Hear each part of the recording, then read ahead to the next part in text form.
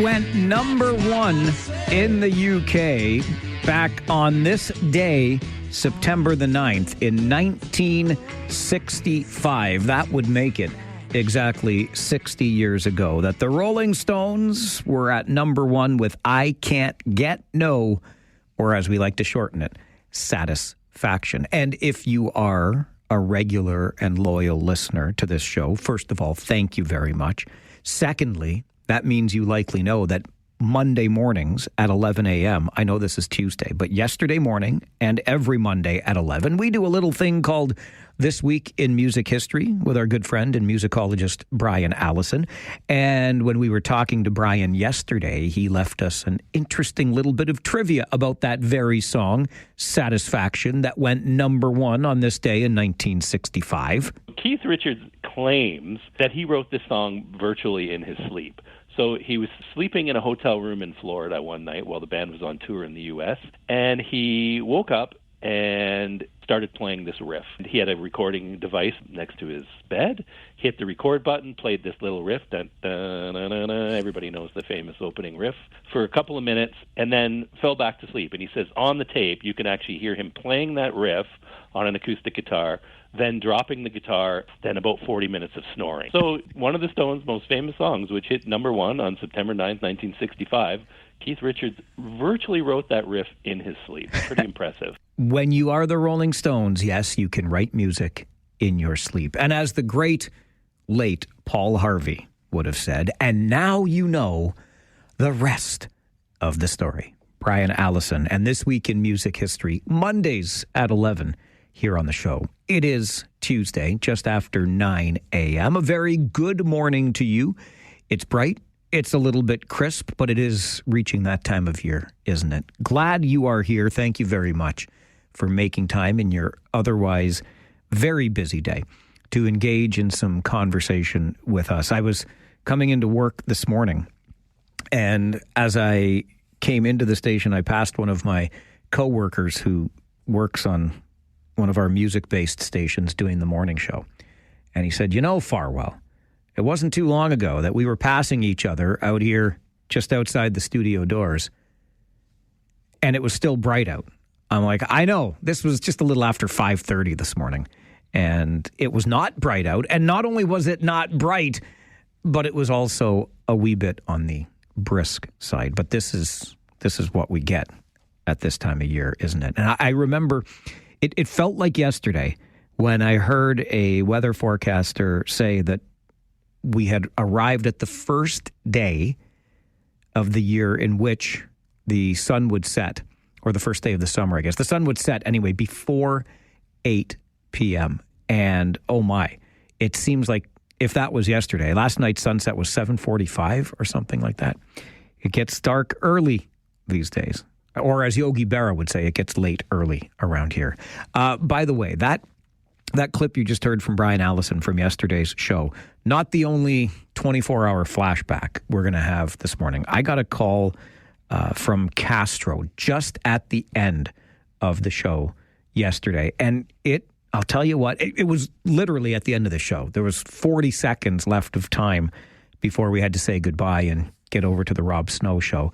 And Castro's call stuck with me all day. I'm out cutting the grass yesterday afternoon. I'm thinking about Castro. I'm eating dinner. I'm walking the dog. I'm thinking about Castro and his call and the things that he said and the feelings that he expressed. So I'll get to that, I promise you, in about 5 minutes' time.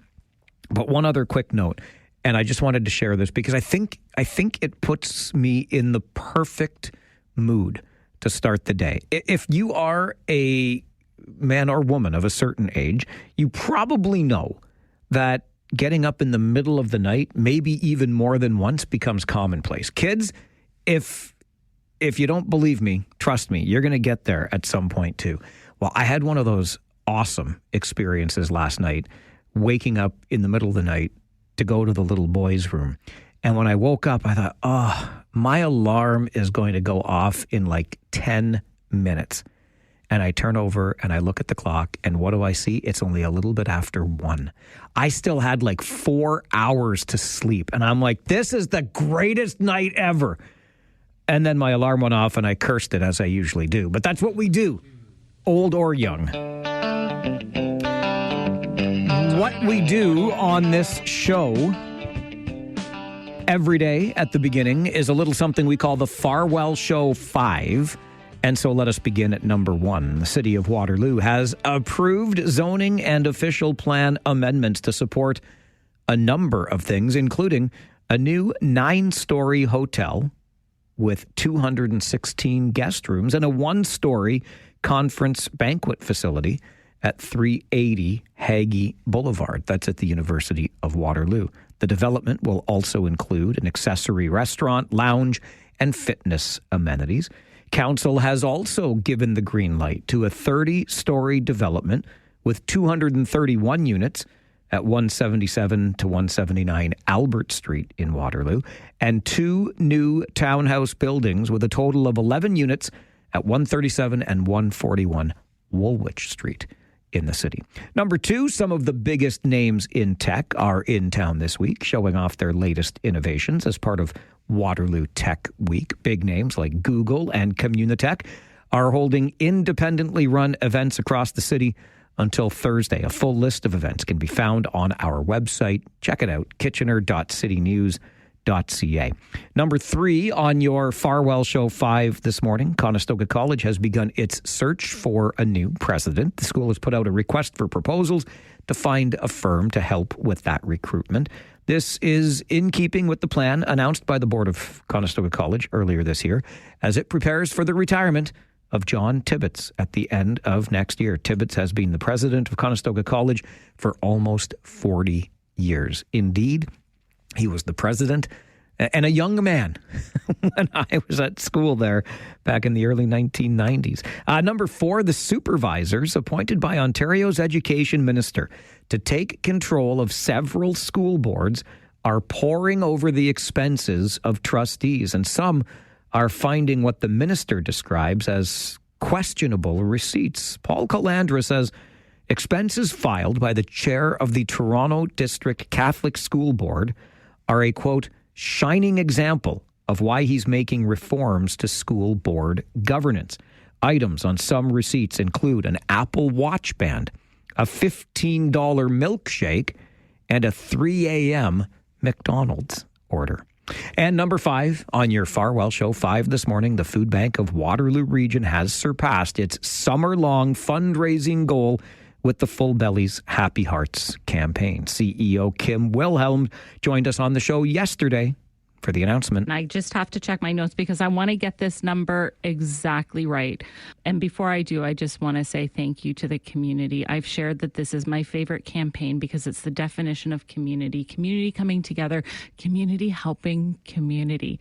And I am so pleased to say that our community raised $1,534,843 meals. So we surpassed our goal of 1.5 million, which I had a feeling we would, but it's so nice to see that number written down. The goal was that 1.5 million meals, and it was helped by a matching donation this year from the Alan Bush Investment Team. I believe that makes it 7 years running now that the Alan Bush Investment Team has been a matching sponsor in the Full Bellies Happy Hearts campaign, which surpassed its fundraising goal. And that is your Farwell Show 5 for this Tuesday morning, the 9th of September. If we can, and you don't mind too much, let's go back to our show from yesterday because we talked about, we don't shy away from difficult issues on the show, plain and simple. And we talked about a difficult issue in our community. It was a story that was developing as we said goodbye on Friday afternoon about an arrest that regional police had made at the encampment at Weber and Victoria in Kitchener. And we've talked about it enough that I think you know enough of the details. But there was concern raised that what we witnessed when that arrest was made by regional police is the ongoing mistreatment and or violence surrounding arrests of Black or racialized people. And we had the conversation on the show yesterday, and I think to a person, those of you who called in to share thoughts, expressed support for police and the actions they took in making that arrest last week. Just as the show was ending, Castro gave me a call. And you'll hear at the end of this clip, I think Castro was hoping for a little more from me. And I'm like, my friend, I am right out of time. But this call, and I wanted to share it with you this morning because you can hear it in Castro's voice. I think you can understand the feeling behind his words. But it came right at the end of the show. So if you missed it, I want you to get the chance to hear it. And it had me thinking for the rest of the day yesterday. And I thought, well, maybe it'll get you thinking this morning and we can further that conversation about this absolutely tough issue in our community. Here's what Castro had to say just as our show was ending yesterday. Here's my take on the police, Mike. Yes. Police officer, at the end of the day, he wants to go home to his wife and his kids, okay? If a person, black or white, pointed a gun at the police officer, he has all the right to defend himself. I have no problem with that, black or white. But I'm listening to all these white people calling in this morning about they're giving the police props. If you notice, there's an issue, Mike, where the police officers in Kitchener, not just Toronto, shoot black people for no reason. There was a young guy on Brybeck Street with a knife, a little pen knife, and he was mentally ill. And two trained police officers shot him and killed him. My mother lived on Sterling Avenue, and there was a white guy inside the room for one day with a gun, and the police talk and take him out. They're quick to shoot black people, Mike, and there's no denying of that. Why didn't they go kill the guy on Margaret Avenue with a bow and arrow when he killed the guy jogging? They don't kill white people, Mike. They talk them into it. But white people can't see that. They're only seeing one side of the story. They never kill a white person. They always talk them and bring them in. But if you're black, if you have a pencil in your hand, police officers are trained and they tell you, oh, I was scared for my life. Then there shouldn't be police officers. Castro, I appreciate the point of view and thank you for calling in today. That's all you have to say, eh? All right. I'm out of time. I'm sorry. So, yes, that's all I can. No problem. No problem. The good news is, Castro, they give me 4 more hours the next day. We were truly, as I said earlier, 40 seconds from the end of the show. What more could I have to offer? And what I thought was most interesting, one of the things I thought was very interesting in Castro's call, he says, all you white people are giving props to the police, calling in and saying this and that. But here's the perspective of a black person. And I do understand this. I do understand the history of racism, the history of difficulties between police and racialized people, particularly in the United States. And I'm not trying to be dismissive of any such problems in Canada. I'm not whitewashing anything, but I think we understand that these problems have been particularly acute and remain so in the United States of God bless America. And because of that, I could hear it in Castro's voice, his feeling as a black man as to what it's like being a black person in a community, probably a predominantly white community. I've never experienced being pulled over for driving while black.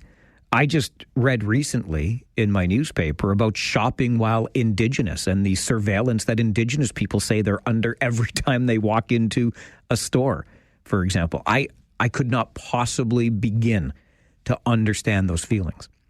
But I also recognize then that with those feelings and with this history and with some high-profile instances where black or racialized people were the victims of more excessive violence than was necessary at a given time, that's what shapes Castro's point of view.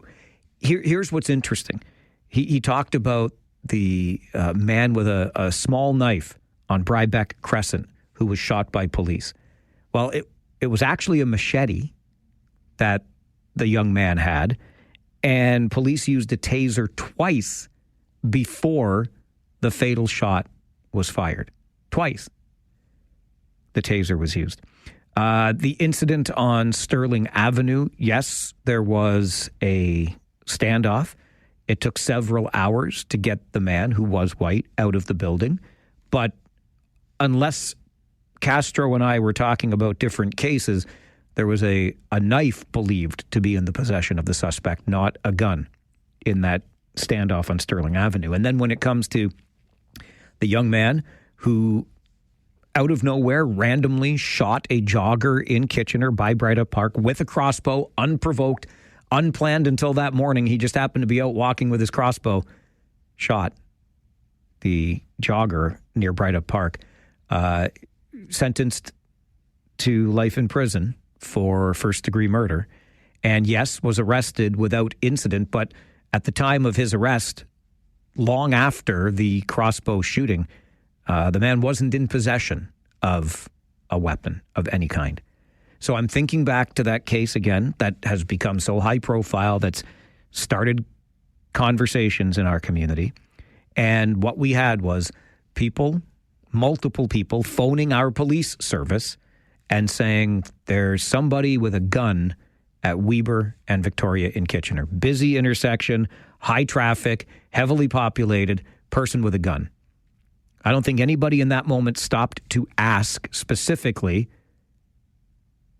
I mean, I guess we would have got some sort of description, but it wouldn't have mattered what that person looked like at the time. It's just person with a gun in a high traffic area. We need to de-escalate this situation. We need to respond to this situation quickly. And then we have the way the rest of the story played out. Incredibly difficult times. I'm just trying to think of what it's like to be responding to a call like that, knowing the danger that exists, not just to the public, but to you as a person responding. So there is adrenaline, there is imminent danger present. And then on top of all of that, while you go through a very public arrest, not only do you have to prove that what you're doing is part of your training and above board, but at the same time, you have to prove that you're not racist while doing it. It is an incredibly bright microscope these days. Some of the things that I got to thinking after Castro's call yesterday. If it gives you any pause or any further ideas, you know we're always open to hearing them on the show. It's the Mike Farwell Show on 570 News Radio and Rogers TV. The minute we start the show every day, our phone lines are open to you. And following a call we got just at the end of yesterday's show, we're kind of picking up literally where we left off at the end, talking more about that high-profile and somewhat controversial arrest by regional police at the encampment in Kitchener. Let's go to the phones, get your perspective on things. Shane is with us this morning. Good morning, Shane. Good morning, Mike. How are you this morning? Good, thank you. I actually have to have a giggle because my neighbor, Andrew, you met over at the ball hockey tournament down there at Boardwalk. Andrew is the man that got Farwell's force off the ground, buddy. Exactly. That's what he was telling me. We were having a good laugh about that. And he says, "What number are you?" I said, "I don't know, 137 or something." He's like, "I'm 40. I said, "Well, my goal is to be number one, but I doubt that'll ever happen anyway." So I'm not trying to come off, and I know Andrew's going to roll his eyes when he listens to what I'm about to say, but I'm not coming off or trying to come off as anybody that is racial. But I'd like to know, statistically speaking, not necessarily here, but in the States even, what are the numbers between non-white people carrying guns during these crimes or whatever, as opposed to the white people that are doing it? And I'm really not trying to be a jerk about any of this. I keep hearing that, people are prejudiced about this, people are prejudiced about that. I'd like to know number-wise, though, exactly how prejudiced we are. On the flip side of that, how come 95% of the time when you read in the newspapers, whether it's 570 or CTV or anything like that, you always see in print that the SIU has cleared this officer of doing this, has cleared this officer of doing that. So there's a bunch of different angles to look at all this. I'm just curious as to, maybe light a little bit more of a fire under this conversation to see what other people are thinking too. Shane, I really appreciate that call. And I should have noted when talking earlier about the shooting on Brybeck Crescent of the young man with the machete, the SIU, the Special Investigations Unit, did look into it and clear the police officer. One of the criticisms of the Special Investigations Unit is that it's made up largely of former police officers or members of police services, and then they are investigating police services. So essentially police investigating police. However, I think some interesting points brought forward. Terry, good morning. Good morning, Mike. You are more popular than the British monarchy, man, I'm telling you. You busted my balls last week because I didn't call in that particular day. I tried 6 times to get in yesterday, so I don't feel so bad for this week, Mike. More popular than the British monarchy, yes, Terry. You are, wow. You are on top of the mountain there, my friend. All right, I don't care for the monarchy, but anyway. Yes, Mike. I did hear that call yesterday from the fellow. You call him Jethro there, but it was funny. But anyway, what about the? I don't believe that's necessarily true about just shooting black people. What about the Bo Baker and then that kid at the Shoppers there on Sunrise? He was white and he got shot by the police. I forgot the Sunrise one, but Bo Baker, another Brybeck Crescent incident. You're right. And the one, the name escapes me, but there was that fella that got shot at the vestibule there at the Shoppers. That was some years ago too. So, but yeah, I think Castro's making a good point, but not necessarily accurate though. I just thought I'd put that out there, Mike. All right, Terry. I appreciate the call, and you're welcome, and thank you for making the call. I did say in the final 40 seconds that we had yesterday that generalizations are something I try to stay away from. I don't always succeed, but I do try to stay away from those generalizations. And Terry was able to recall from his memory 2 incidents where it was not a black person being shot. Again, what really struck me in that call and why I wanted to play it again this morning is because it tells you the story through the eyes of a black person in our community. And I think we can understand, if we're being honest, why Castro sees it and others see it that way. Because their perspective, their experiences in our world are different than those of us like me, who's the old white guy in the room. And I'm very aware of that. But to Shane's call earlier too, some real hard data and statistics might start moving us in a positive direction here. Our direction is to the 570 News Centre for an update. And then, with Canada's EV mandate now paused, what is the future for EVs in this country? We're talking about it on the Mike Farwell Show, 570 News Radio and Rogers TV.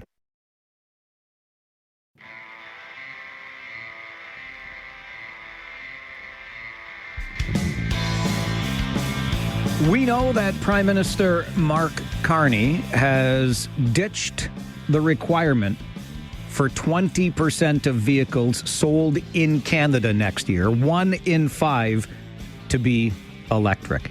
And Carney also says his government will now hold a 60-day investigation into the remainder of that electric vehicle mandate. Remember, while the mandate for next year and 20% of those vehicles being electric has been paused, the rest of the mandate remains in place, or at least under investigation. And the rest of that mandate says that by 2035, all vehicles sold in Canada will be electric vehicles. Robert Carwell is a senior manager of J.D. Power's Power Information Network, which is a vehicle database, and joins us to talk about it. Robert, good morning. Good morning. What are electric vehicle sales looking like in Canada currently? Where are the numbers at today? So, Mike, year to date this year, the Canadian industry, when we look at the total landscape, it's about 4.5-5% of the marketplace. And when I say total landscape, we're talking about franchised sales, right? So those are what the traditional automakers sell to consumers. You then throw in on top of that, direct-to-consumer brands, sort of like Tesla, Rivian, Lucid, VinFast, and other such brands. That'll add, between 1 and 2 to that. We also have to acknowledge that there's a number of plug-in hybrids that are included in that mix. So it brings it up to about 8% of the mix, roughly in Canada right now, year to date. And as you can see, that's a lot less than the 20% that would have been required for the 2026 model year mandate. So given that gap from the 8% roughly where we're at to that 20% mandate that has now been paused, I suspect, Robert, it doesn't surprise you very much that the Prime Minister made this move? Not at all. Mathematically, it would have been impossible to reach based off of the take-up rate of electric cars by Canadian consumers. Now, there was a surge in the take-up of electric cars late last year as, the province of Quebec was getting rid of their subsidy for the car early in January. The federal $5,000 subsidy from the previous Liberal government also went away. So there was a surge before that, and sales have definitely, cooled off post that period. But it's not surprising that the mandate had to have been at least paused at this point, and there's probably going to be the likelihood that there's going to be, further deliberation about the future outlying targets as well. I suppose in relative terms, the EV industry is new, but it's not as though these cars are just rolling off lots for the first time. There have been, several versions and new models, et cetera, in various EV manufacturers. What is it, Robert, that's holding Canadians back from entering the electric vehicle market? Mike, that's a great question, and you're right. We're already, sort of into a couple of generations of modern EV technology out on Canadian roads. And I got to say, like as a Canadian myself, we're a frugal market, and it's one of the primary obstacles is sort of the price gaps that people have to pay in order to acquire one of these vehicles. I feel it's a primary obstacle because it's kind of the first, kind of substantial issue with vehicle ownership as well. Can you afford it? And, ironically, as other things in Canada got more expensive for consumers because of inflation, some tariff effects, certainly where the real estate market is, for many people, it's just, a little bit too much of a gap at this point for them to pony up the extra dollars now. So our data tells us that it's roughly about $10,000, the gap.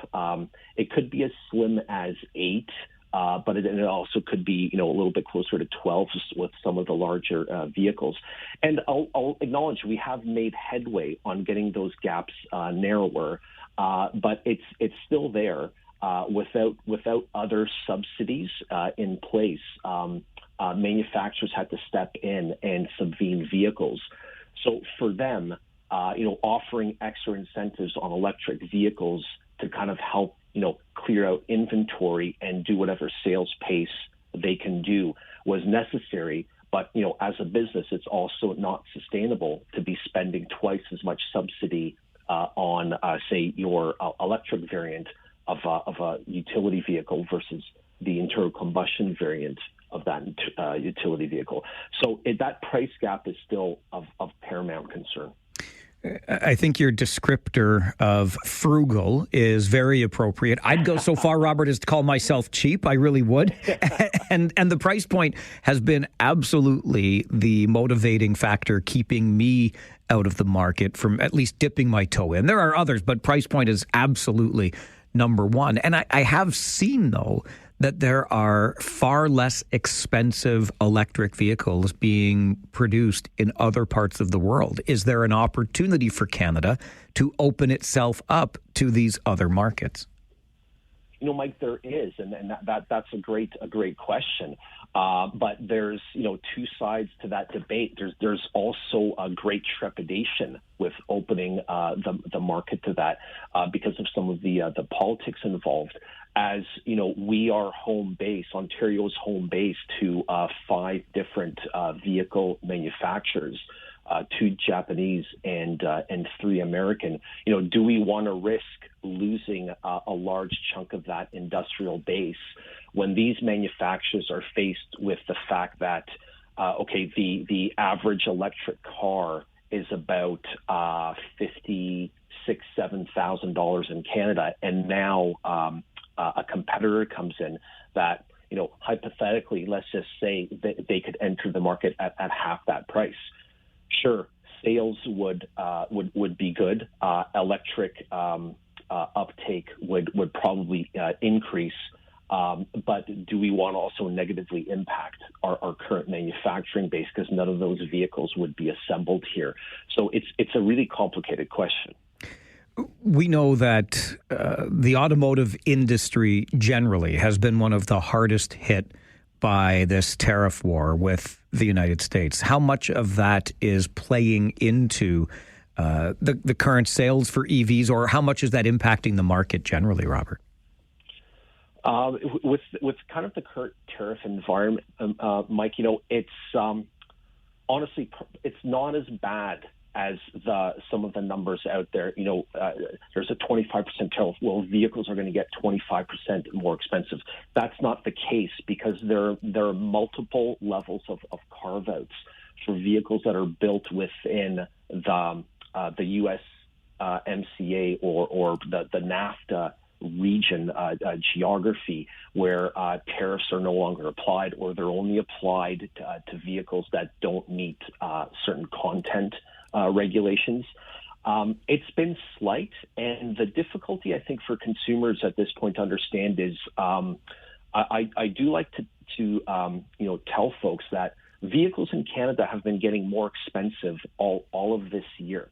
So we took a lot of pricing post-COVID supply chain crisis. I think everyone feels that, everything got expensive, life got more expensive in Canada. Vehicles as well, by about 20 to 25%. They never stopped getting more expensive. We're still tracking vehicle pricing increasing at a rate of about 1.5% to 2%. In the summer, it's been a little bit more. We've been tracking at closer to 3%, and that's some of that tariff impact. But the manufacturers have been really, really good at kind of absorbing what they can absorb, so there's no sudden shocks to the system. But it still points to the fact that vehicles are predicted and likely to still accelerate in pricing going into the first quarter of next year. Robert, really appreciate your insights on this. Thanks very much for joining the show today. Thank you, Mike. Robert Farwell is a senior manager of J.D. Power's Power Information Network, which is a vehicle information database. And the numbers tell the whole story, don't they? Roughly 8% of Canada's automotive market is in the electric vehicle space. The mandate said that next year, 20% of vehicles sold in Canada had to be electric. And by 2035, as we well know, 100% of vehicles sold in this country were to be electric. For now, next year's mandate has been paused, so we're not going to have to go from 8% to 20%. And the remainder of that mandate is under review. I would suspect that this review is the quiet end of the electric vehicle mandates, period, in this country, which makes me wonder what is next for the electric vehicle industry as a whole. Will it just always remain a niche player in the automotive market? Do you envision a future whereby electric vehicles are the dominant vehicles on the road, garnering more than 50% of the automotive market share? It's an awful long way to go from where we're at, but would love to get your thoughts on the EV market. If you are an enthusiast and owner today, would love to hear your experiences. If you've been reluctant, like me, because I'm cheap, to enter the market, would love to know why. This is the Mike Farwell Show. Looking forward to your calls on 570 News Radio and Rogers TV.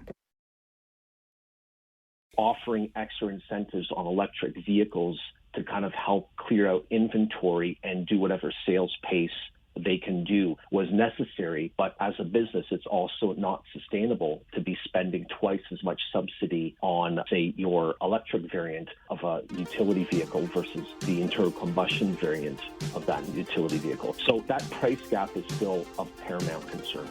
Robert Farwell is a senior manager with J.D. Power's Power Information Network, which is a vehicle information database. Joins us to talk about Canada's pausing of the electric vehicle mandate was to be 20% of vehicles sold in Canada next year were electric vehicles. But with the numbers of electric vehicle sales in Canada sitting only at 8% right now, and a monetary gap of about $10,000 across the board on average from your gasoline-powered vehicle to your electric vehicle, the price point is a sticking point, if you will, for many of us.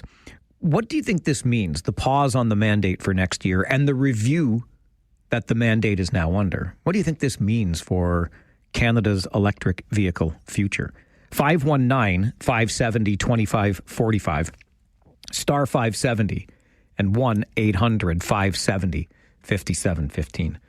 Russell's email to Mike at 570news.com says, I'm retirement age, and if this mandate comes true, then my next car will be my last. There's no way I'll be able to afford an electric car.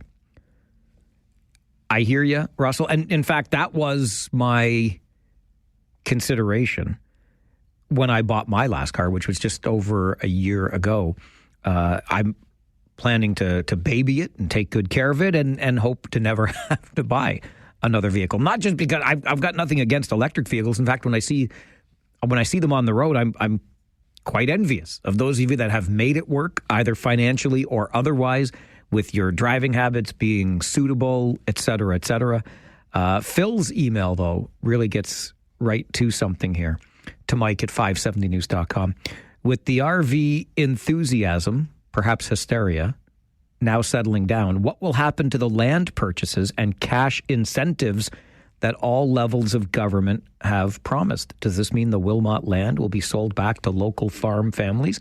I doubt that part, Phil, but interesting point, because if you're following the news in this area, you'll know that a battery plant in Quebec is now off the books, and the Quebec government had subsidized that to many hundreds of millions of dollars. I believe it's getting about 200 of those millions back, but interesting point for sure. And then you'll remember also here in Ontario, up in the Quinte region by Belleville, another proposed battery plant, and the plans for it scuttled. We have pledged billions of dollars for new automotive manufacturing facilities in this province, looking at our EV future. And in some areas, that future seems a little cloudier than before. Let's go to the phones. Paul, good morning. Good morning. Listen, I've been retired for almost 10 years now. Prior to that, it was 30 years in the automotive field in alternative vehicle systems. It's propane, natural gas, a little bit of hydrogen, electric vehicles, hybrid vehicles, everything else. I had the opportunity to drive the very first Toyota Prius imported into North America way back when. And I can tell you one thing from that 30 years of experience, and it was raised by your guest there, unless there's an incentive, unless somebody else is paying for it, nobody wants to buy an alternatively powered vehicle unless somebody else is paying for it.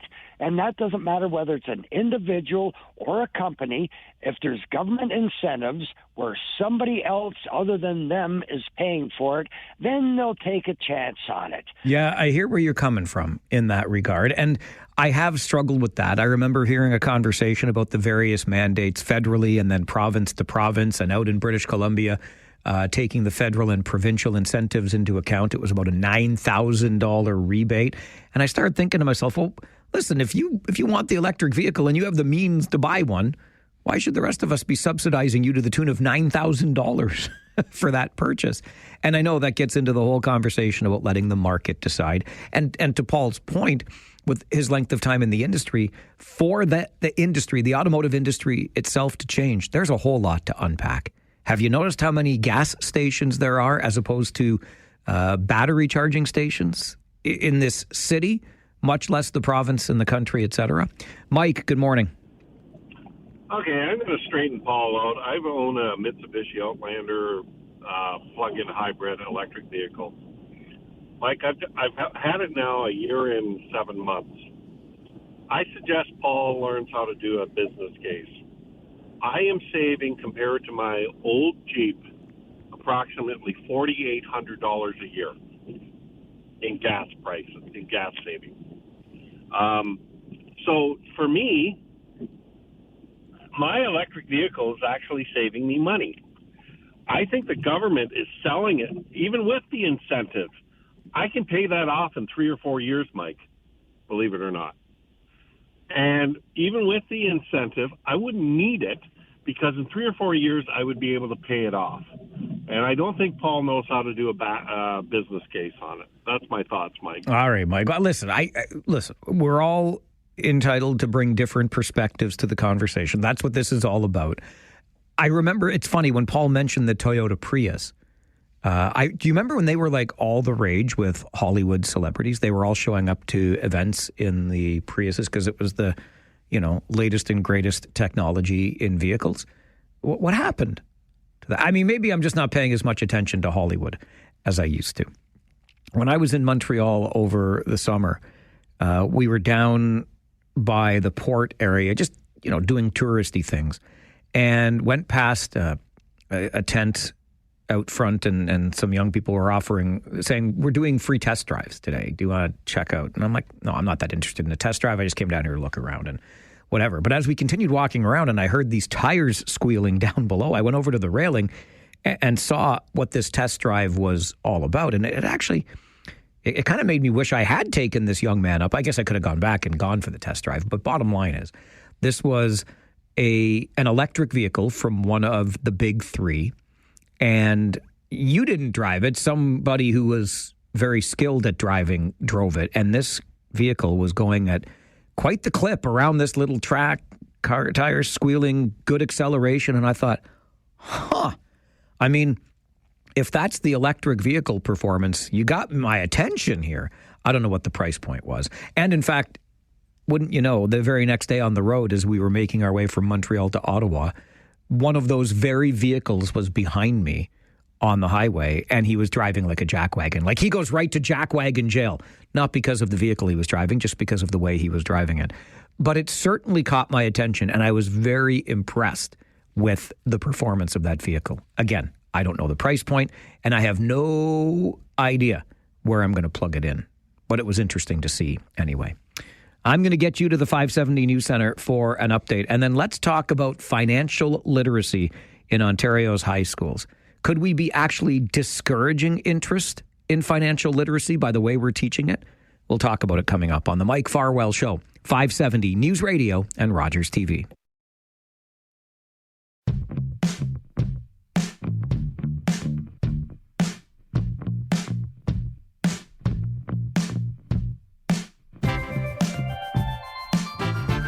Grade 10 students in Ontario were to have, as part of their math curriculum beginning this year, a financial literacy component. But that has been put on pause, much like the EV mandate we talked about in the last half hour here on the show.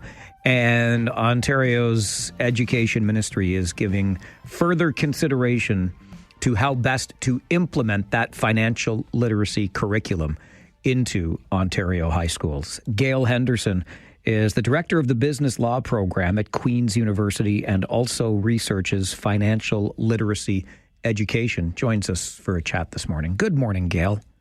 Good morning. One of the concerns expressed around having financial literacy as part of the grade 10 math curriculum is around the idea that a standardized test would be a part of measuring one's aptitude in financial literacy.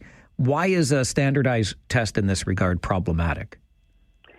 So I think there's, two main reasons. One is how it will affect students who are already struggling with related topics in literacy and numeracy generally. And so, I think there are some concerns around creating another barrier to graduation for those students who are already struggling academically. And I also think we don't want to send the message to students who fail one test in grade 10 that they are financially illiterate. right? That test might not speak to the ways that they are already managing money in their own lives. And there's already a lot of stigma around talking about money. And so I'm not sure we would want to stigmatize that further. But I also think we don't want to send the message to students that passing a test in grade 10 is enough to set them up for a lifetime of financial success, right? There's not a one-to-one connection there. And someone struggling financially right now in the face of rising costs of housing and food and rising job insecurity does not necessarily lack financial literacy. So I think we need to be careful about the message we send to students about that connection between financial literacy education, and financial well-being or success. I was among those who were quite heartened to learn that financial literacy was being added to the curriculum in Ontario. Is there consensus, Gail, that this is a good move to add this to the high school curriculum? So certainly in some of the research I've done, teachers are widely supportive of adding this to the curriculum. I think we've seen in some of the recent media coverage some debate about where it fits. Does it fit in math? I mean, certainly understanding things like how interest works is important to financial management. But I think there are broader issues as well connected to how we manage finances today. So increasingly, banking is moving online or with apps on our smartphones. And so digital literacy is now part of financial literacy. And so I think there's definitely a need to have those things in the curriculum. But whether it should be a test that's a graduation requirement in grade 10 math, I think is more up for debate. What might be a better way to implement financial literacy into the curriculum? So I think, teachers are a good resource in terms of that question, what would work best, what are teachers already doing? Another way of including something in the curriculum, even as a requirement to graduate, is what's called a portfolio, where students have to complete tasks through a course or maybe throughout high school. And I think to the extent that it can build on what they already do and what they already know and create sort of a more positive connection with money and finances, I think that might be a better approach. But as I said, I think talking to teachers about what they're already doing, and then also community organizations that deliver financial literacy in their communities, what they do, what works there, also would be a good idea. Is there any indication that the Education Ministry is going to be doing any further consultation this year while the component of the curriculum for financial literacy has been paused? So in terms of the media coverage that I've seen, they've said that they're taking the time in order to build up resources for teachers. I haven't seen any statement from the Ministry of Education that they're reconsidering the specifics around the graduation component of having the standardized test. Do you think financial literacy is an important component to have in the curriculum? I think that teachers having conversations with students about money is probably not a bad thing, as long as it's approached with a certain amount of sensitivity in terms of that messaging I mentioned, right? That financial literacy isn't the only key to financial success. And if you're struggling financially, it doesn't necessarily mean that it's because you lack financial literacy. But I think we're seeing in the news today in particular issues around risks of things that I would say are connected to finances. So the Canadian Medical Association has published an editorial on the risks to students, to young people have seen advertisements for sports betting, and certainly, these kind of addictive behaviors that have a real effect on finances. I think conversations about those in high school classrooms could be really important. I can't help but wonder, just as we're having this conversation, Gail, about a standalone financial literacy component in the curriculum, as opposed to it being embedded in the math curriculum. And I know, like, I studied economics in high school. I don't know if it fits better there or if it's better suited to a standalone component of your graduation. So I don't think there's a lot of evidence that points to one or the other being better. I think the concern about putting it in the math curriculum is that might be very narrow in terms of what students learn. And, so having it maybe either in a standalone course or integrated in a variety of courses in the curriculum lets students engage with topics around, structural or systemic economic issues that also affect their finances outside of their ability to put together a household budget. Really interesting times, to be sure. I hope that we find a good way, an effective way of doing this. I certainly think it's important, but I appreciate you being a part of the conversation today, too. Thanks for being here, Gail.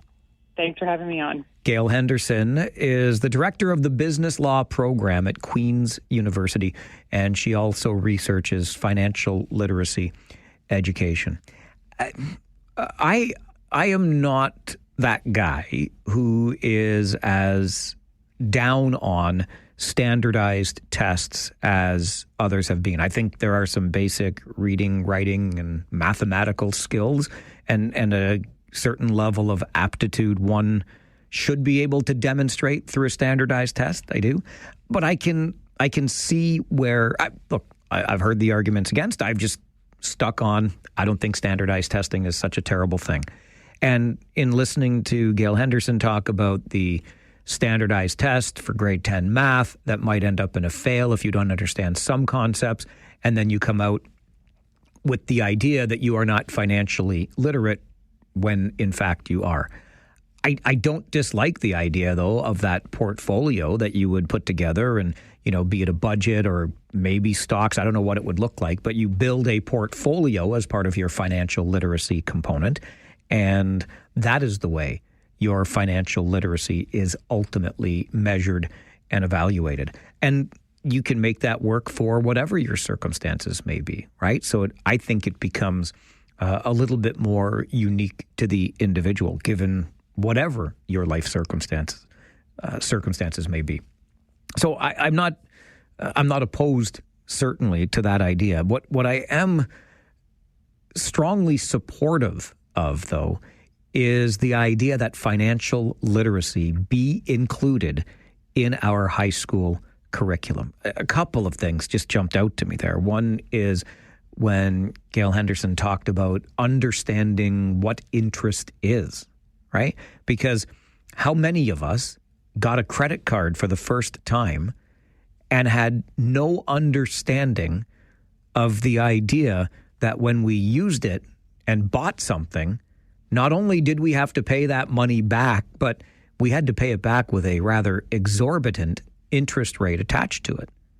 I've talked to far too many people who said they just thought, all of a sudden, I have access to, well, when I was a kid, it was $500. That was the credit limit I was originally available for, and then it would increase from there. But all of a sudden, you've got this little piece of plastic, and it's worth $500. Go spend your $500.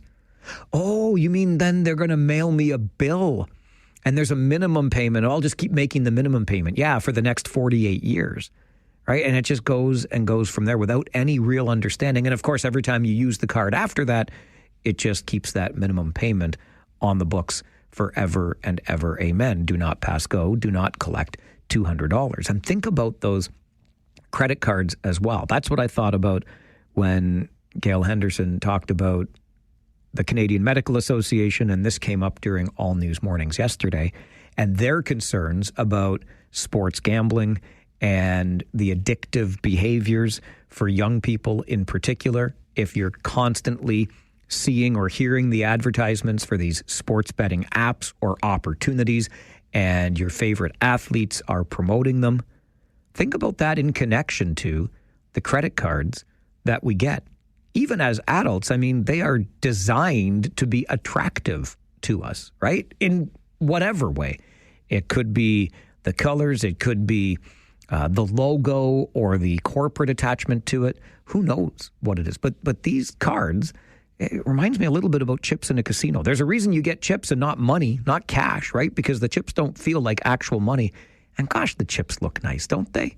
Got all these nice colors and designs on them, et cetera, to remove the connection between us and our money. So I think there's a whole lot of reason for financial literacy in our high schools. How we go about best incorporating it into the curriculum clearly seems to still be the subject of some debate. But I think we universally agree on the importance of this, right?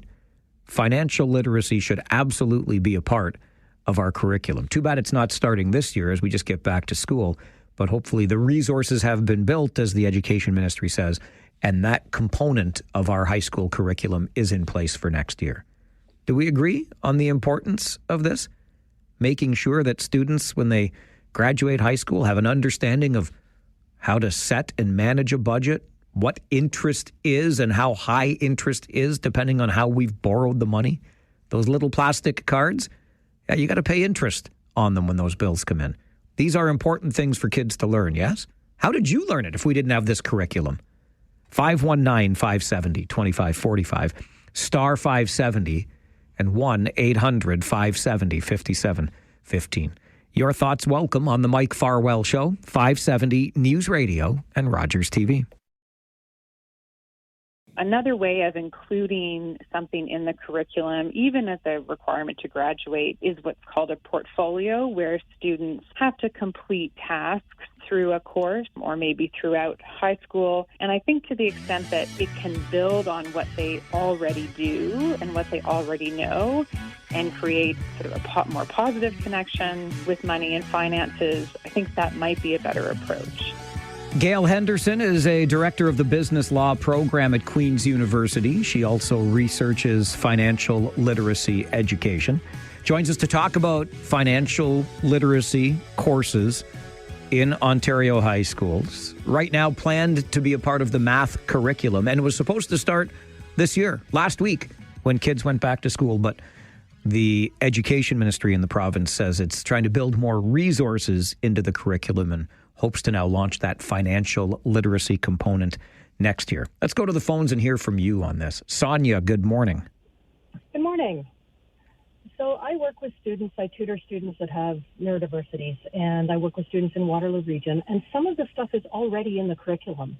I had a grade 11 student last year that had a unit on financial literacy, and it was really good. They were talking about credit cards, different types of credit cards, the rewards you get, pros and cons, TFSAs, GICs. So there was a lot of really good information. And I see this through different grades that there is some of this information already there. Now, should it become more intentional? I think perhaps yes, more of it and more throughout the multiple years of curriculum, because the stuff only becomes relevant as kids start to use it. So the student I was working with was grade 11, and it became important to him because he's saving for a car. And so he now had a personal frame of reference where the information was really important and relevant. And we had some great conversations about this stuff as he was learning it. So I love the idea of a portfolio and helping kids develop literacy over a period of time. But just a point that some of this information already is in the curriculum, but maybe we just need to be a little bit more consistent, more intentional with it through the years. Great to hear from your perspective on that. Thanks very much, Sonia. I appreciate it. You're welcome. Good for you weighing in on the show today. And great to hear that this does exist already. Here's somebody that's helping students learn it. Let's make it intentional. And perhaps that's the idea behind this financial literacy component in high school math classes, right? Ken, good morning. Hey, Mike, how you doing? Good. How are you? Oh, pretty good. Good. You know, when I was 9 years old, we didn't have any money. And if you wanted to play hockey or baseball or whatever, you had to get a job. You had to get a paper route. It taught you how to collect. It taught you how to pay bills. When people weren't around, when you ran around, delivered papers, and they weren't home, you had to go back at night and get their money because you had a bill to pay. And I just think the kids today are always looking for handouts. And I'm not saying all of them. There's some kids that want to work. But, you know, let's take a farmer, for example. back in the day, and I'm talking 40, 45 years ago, if you wanted a job to go out and bale hay, and it was hard for a city kid, it was hard work. And, a lot of respect for farmers and that. And then you drive around the country today, and no one's doing baling hay anymore because they can't get kids to do it. So they have these big round bales, and they have to use tractors to lift them and all that. And I get it. But it certainly is sad to see that kids just don't want to, and I'm not saying all kids, but a lot of kids just don't want to put out the effort to try and make some money. I appreciate the call, Ken. And I'm glad you mentioned the big bales and the tractors being used to lift them these days, because I think you touched on something where we get this perception that young people don't want to do these jobs that we once did. But you have to remember that those jobs don't exist. Automation has taken away a lot of them. And those paper routes that we used to do, try being you have to start at 3 a.m. now to get the paper delivered by 6, right? When I was a kid and I got my paper route at the age of 10, I got it after school because that's when the newspaper was delivered, right? Les, good morning. Good morning, Mike. How are you? Good, and you? Well, I'm surviving. That's a bonus. Good man. After 40 years of owning a business, we've cycled through a fair amount of old and young people alike. And I think mathematics and financial issues, financial situations should be just as important as speaking English and taught at the same level and the same time, because you wouldn't believe how many people, and not necessarily young children, like young kids, can't add, can't subtract, they can't measure, they have no idea about finances at all. Spending is just something you do. A credit card is something you have. 29% interest on the credit card doesn't faze them because they don't know what it means. Purchasing a house, there's often really, really no understanding of what a mortgage is, how it adds up, how you can bury yourself with debt, and, how to get out of it and so on. I mean, if you can teach people language, you should also be teaching them finance, because the world is in trouble because there's none of that attention paid to it. And as an employer, it's murder trying to tell somebody something when they have zero comprehension of what you're talking about. And I'm talking about really, really silly things like add this to this to this because I need it this long. Yeah, I get you. And I got to run because I'm fresh out of time. But boy, you talk about the trouble that we're in because of the state of finances. I could find a few people in our finance ministries, provincial and federal, that could use a little math and or budgeting lesson. This is the Mike Farwell Show, 570 News Radio and Rogers TV.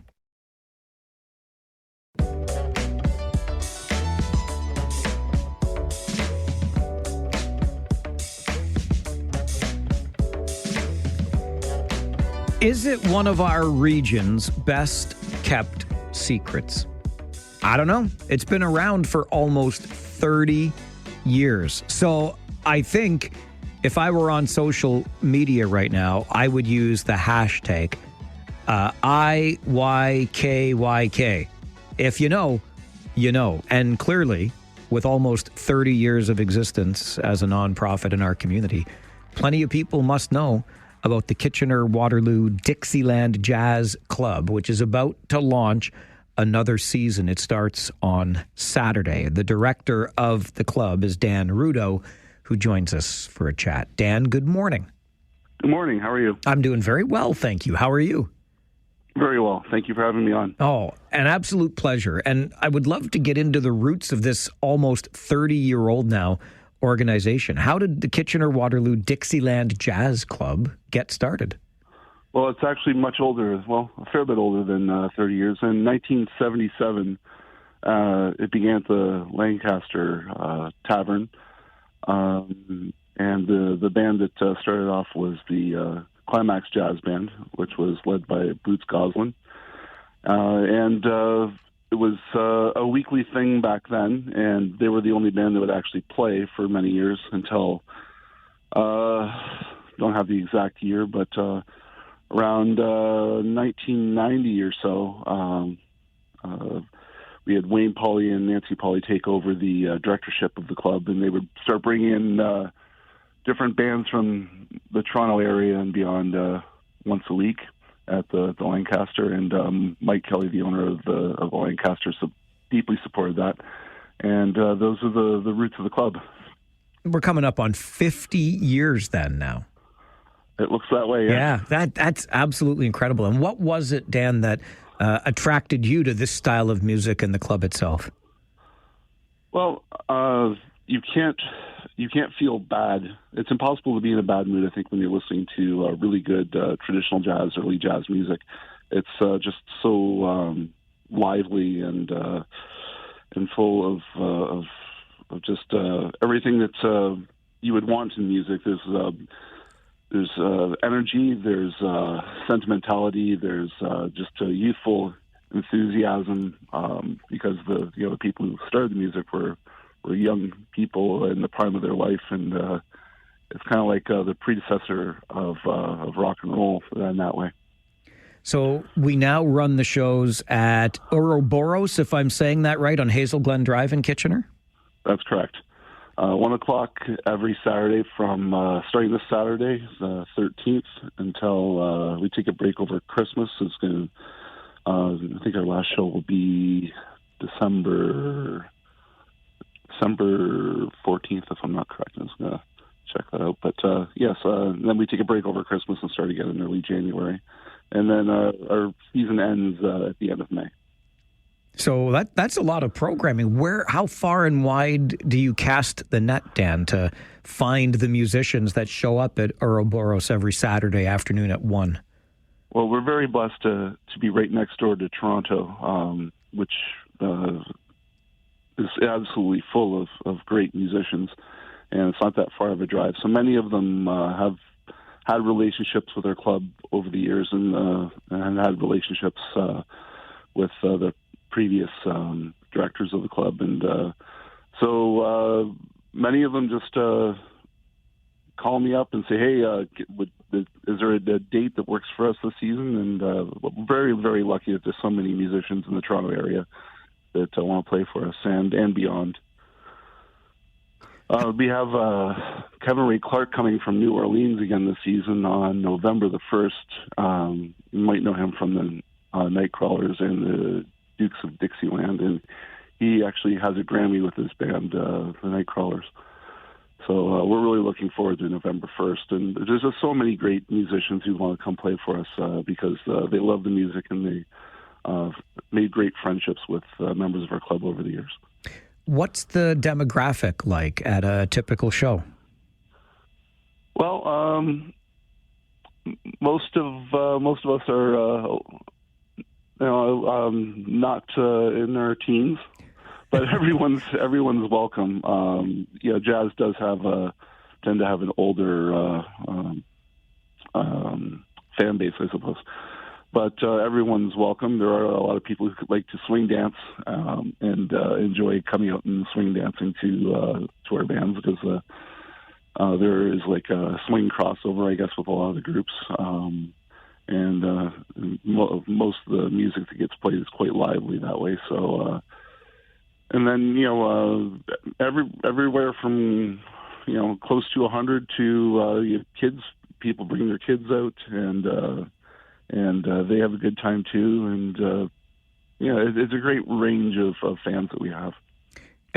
Great way to spend a Saturday afternoon, do a little bit of dancing, maybe get some exercise, the socialization, and of course, nothing beats, in my opinion, listening to live music. How do you keep this club going year over year as we're talking about a new season starting, Dan? Is it, do people pay at the door for each show? Are there memberships they can buy in the club? How does that work? Yep. So if you've never been to our club before, we've got a $5 entrance fee, which gets them hooked. And quite often people come to a show once they want to come back. You can buy memberships for $20, and then that gives you $5 off the $20 entrance fee. So if you buy a membership for $20, it's only $15, and you get some quite frankly, world-class musicianship. 3 hours of top-notch jazz for that, which I think is a huge, huge bargain. We're very fortunate that the musicians are willing to, frankly, be as cooperative as they are on how little they get paid. They a lot of these guys and gals, they really should be a lot more famous than what they are. So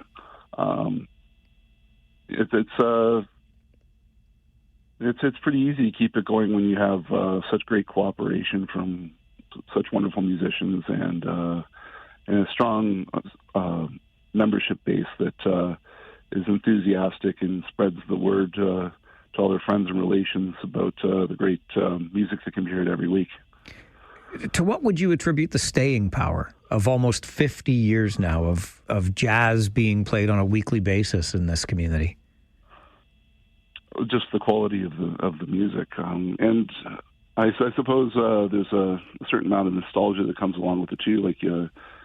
There's so many great films and things where you turn on, you watch a film and you hear music by Louis Armstrong and Ella Fitzgerald and Jelly Roll Morton, and it's just a great. I don't know. It's something about jazz that does have a great staying power, but the musicians that we are fortunate to have really take the cake. And Wayne Paul, the former director of the club, used to say we are so blessed to have so many top-notch, incredible musicians come play for us, and that's really what it is. You walk in there and you hear musicians playing this fantastic music that makes you feel good, and it's played at the highest quality you can imagine, and we're really, really blessed to have that. Is there anything like it anywhere around? In Toronto, there are a number of places that have traditional and Dixieland jazz frequently played. Like they go to Grossman's Tavern Saturday afternoons, Sunday afternoons. They've got the Happy Pals and New Orleans Connection. And on Front Street in Toronto, there's a band called the Hot Five Jazz Makers that have a residency. You hear that there.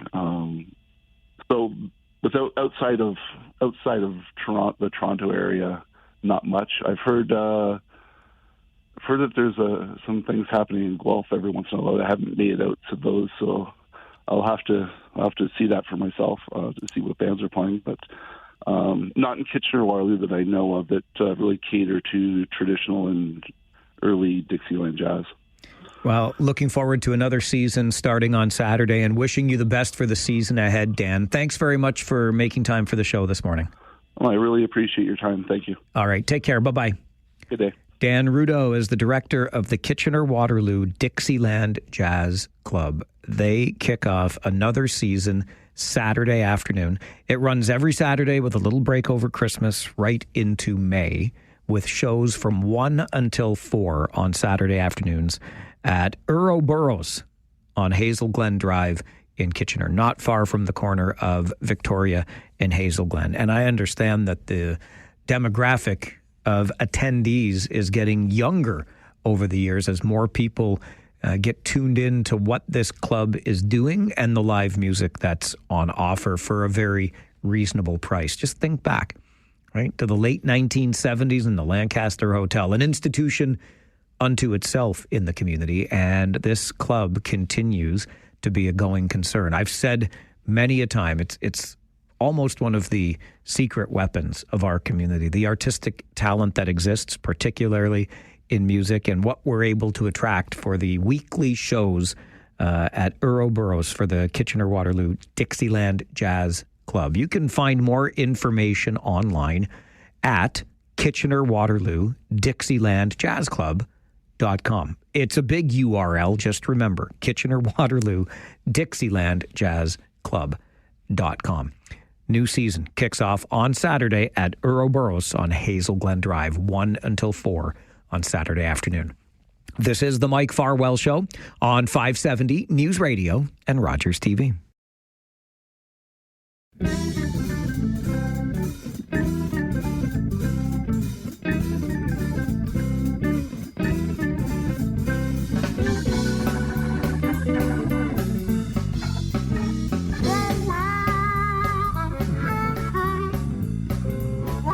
Sometimes you just can't help but sense a theme to the conversations we have here on the show. We talk an awful lot about housing, for example. We talk an awful lot about poverty and how visible it is in our community. And connected to that, to some degree, is food security or the lack thereof. We had the Food Bank of Waterloo Region in studio with us yesterday, announcing a very successful Full Bellies, Happy Hearts campaign from the summer, raising more than 1.5 million meals for those in need in our community.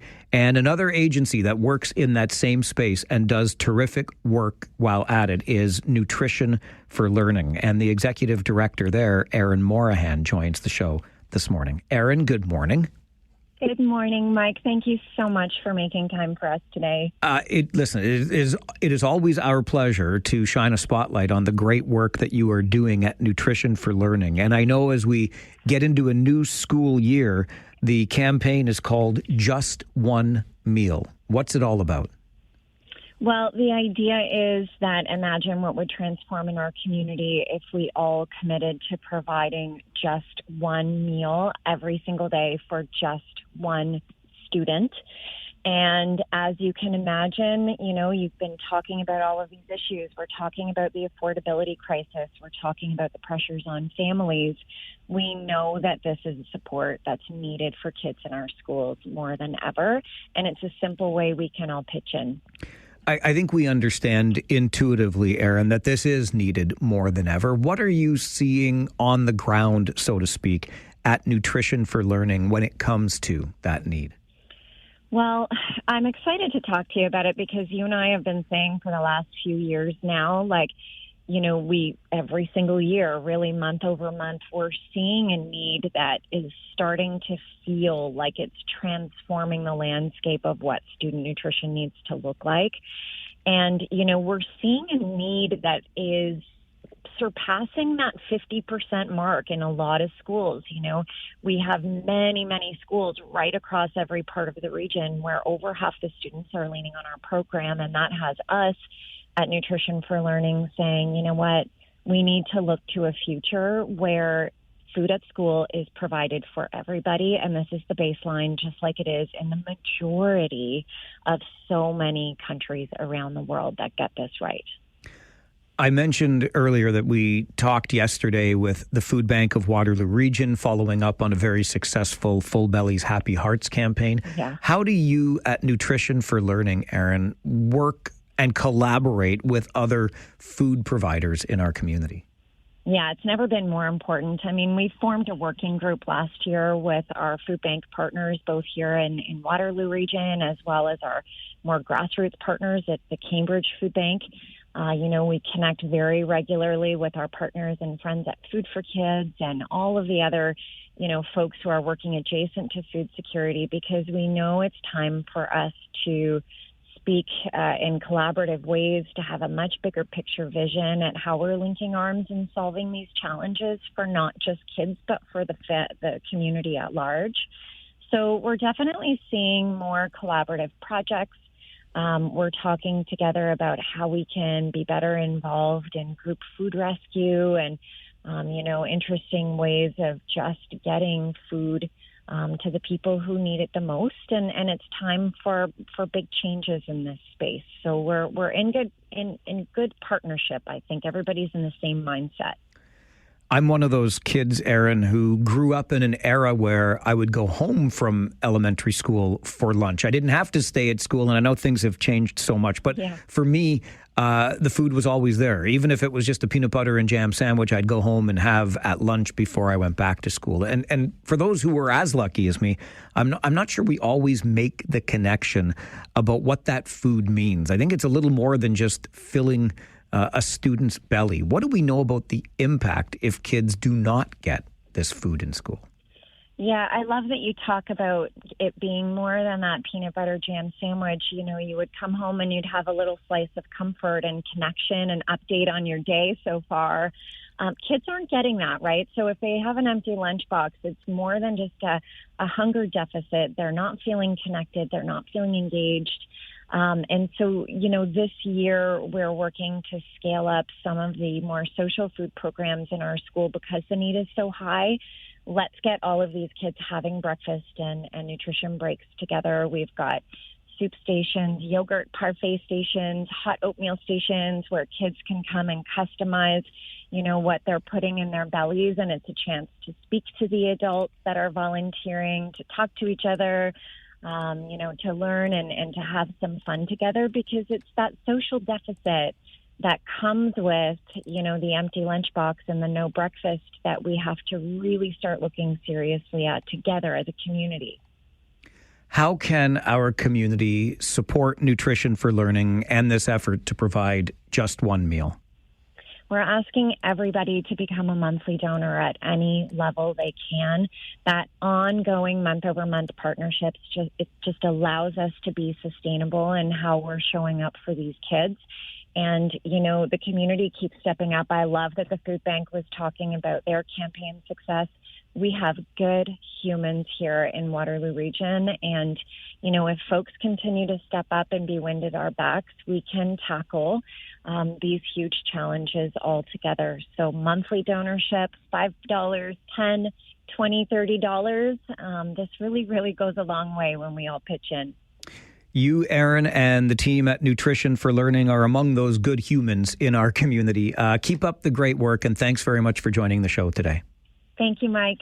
Aaron Morahan is the executive director at Nutrition for Learning. Just to put it in perspective, a monthly donation of $25 will multiply the impact by 10 to provide a meal to students every single school day for an entire school year. A monthly donation of just $25 times those 10 months of the school year. And you are providing a meal to a student every single day for that entire school year. And while we're on the subject, I will share with you that I just learned the other day that our friends at Hefner Lexus Toyota are back for another year as partners on our Kitchener Rangers broadcasts. And Hefner Lexus Toyota will make a $10 donation to Nutrition for Learning every time the Kitchener Rangers successfully kill off a penalty this year. And we know our penalty killers were great last year, so if they're just as great or even greater, $10 from every successful Kitchener Rangers penalty kill being donated to Nutrition for Learning by Hefner Lexus Toyota. So maybe you can do your part as well. Monthly donation, whatever it looks like, just one meal. Learn more at nutritionforlearning.ca. We're going to get you an update from the 570 News Center, and then we're going to learn more about the Alliance for a Liveable Ontario and its idea for a nation-building project of 1 million non-market homes in Canada. This is the Mike Farwell Show, 570 News Radio and Rogers TV.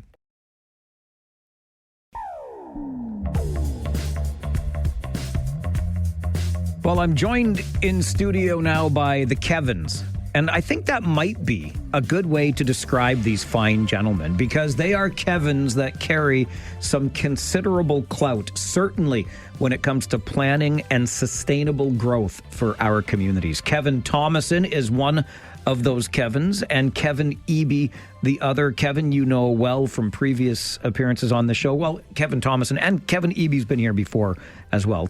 Here they are today as members of the Alliance for a Liveable Ontario. Kevin Thomason, good morning to you. Good morning. And Kevin Eby, who spent many a decade as a planner in this region. Good morning to you, and thanks for being here. Good morning. It's great to be here.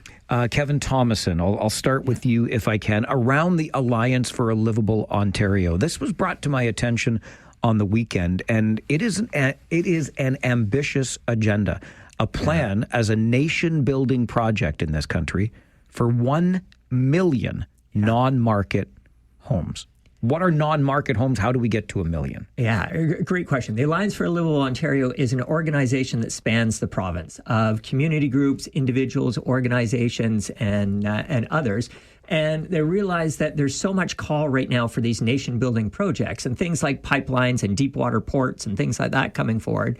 But the realization is it's hard to get people excited about a pipeline, and we may or may not even need one. But it's clear that housing is in crisis. It's clear we need more homes that people can afford. And that is a nation-building project that the ALO thinks we need to be focusing on. How can we come up with 1 million affordable homes in the years ahead?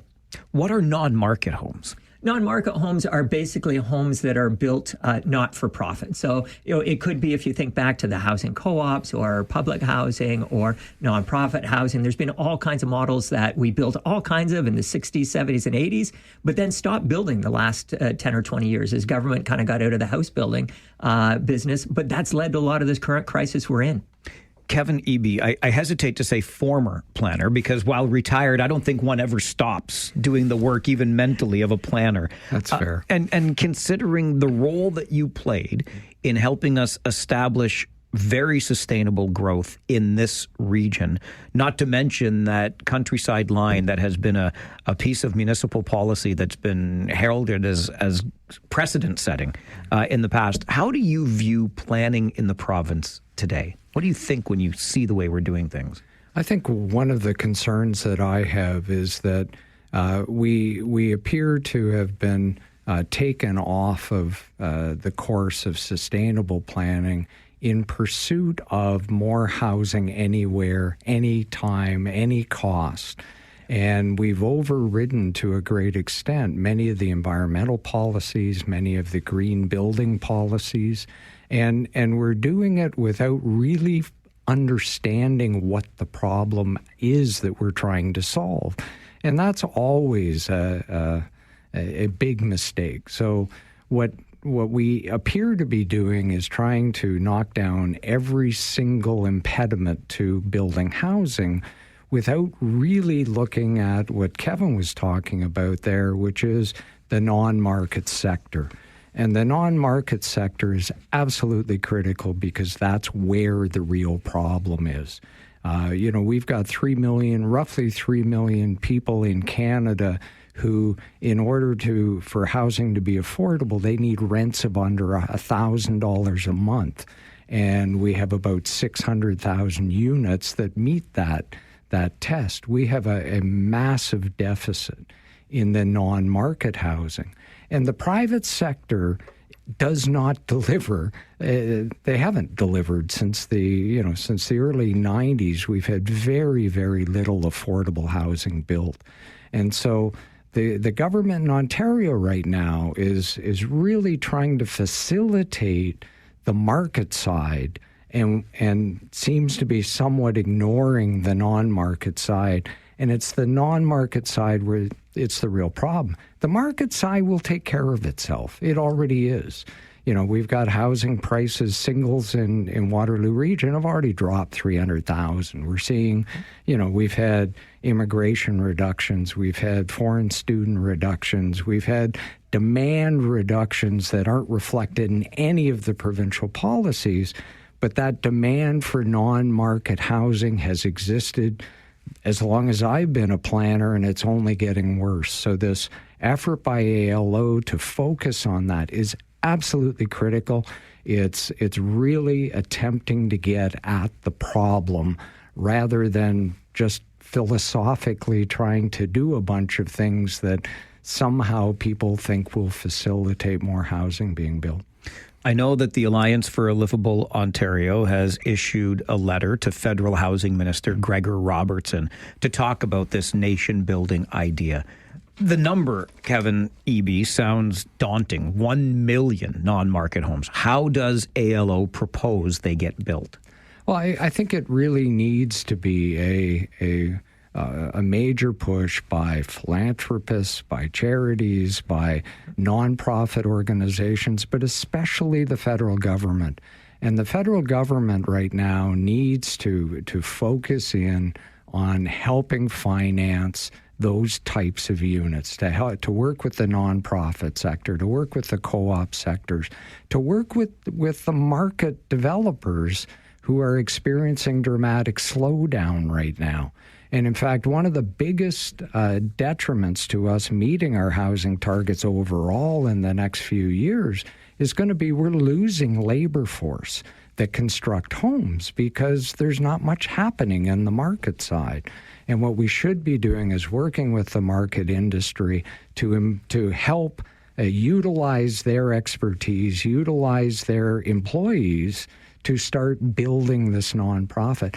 1 million homes, absolutely daunting, and no question at all, and would take major changes to the way we're doing things now. But we got to start. That's where the problem is. When you talk about the partners that are required for something like this, Kevin, and you talk about the charitable sector, the philanthropic sector, developers as well, it sounds an awful lot like Build Now with Habitat for Humanity behind it here in our region. Is that an example? Like that, we're looking at 1,000 or so homes there, but that's kind of the model we'd be looking at? Yeah, you take something like that and scale it up nationally. Right. And in fact, it's a very good model. The way it's going forward also represents some of the problems that we've got. It's hard it's easy to make commitments. It's hard to deliver on the commitments. But we've got to overcome those challenges. It's the only way that we're going to solve and I truly believe that. This is the only way that I can see that we're going to solve our housing affordability issues for basically the bottom third of our income levels. Kevin Thomason, I mentioned at the outset, you are a familiar voice on this show through your work with the Grand River Environmental Network and others. We've talked many times in the past, and I know that you are laser focused here on the region of Waterloo. Yeah. When we talk about housing, it always engages people on this show. Yeah. How can they get engaged in this effort that the Alliance for a Liveable Ontario is talking about? Yeah, great question, Mike. And I think we're lucky right now that a lot of our local official plans are coming forward. And we had a regional official plan, and the region has always been renowned for its visionary planning. And frankly, one of the reasons we have LRT and things a lot of other communities our sizes don't have is that we've done planning better than others. And that unfortunately, we saw the provincial government take planning authority away from our region, disband our regional official plan, and delegate it down to our lower tier municipalities. Those lower tier municipalities are now figuring out how to do that planning themselves and are coming forward. So we've seen, for example, just in this past month, Wellesley Township come forward, Wilmot Township come forward with the start of their public consultations on their official plans. City of Waterloo is underway, City of Kitchener is underway, other area municipalities coming soon. And these official plans are the 30-year plans for the visions of our communities, where we're going to grow, how we're going to grow, what we're going to build, what we're going to protect, what we're going to destroy. It's all decided in these official plans for the next 3 decades.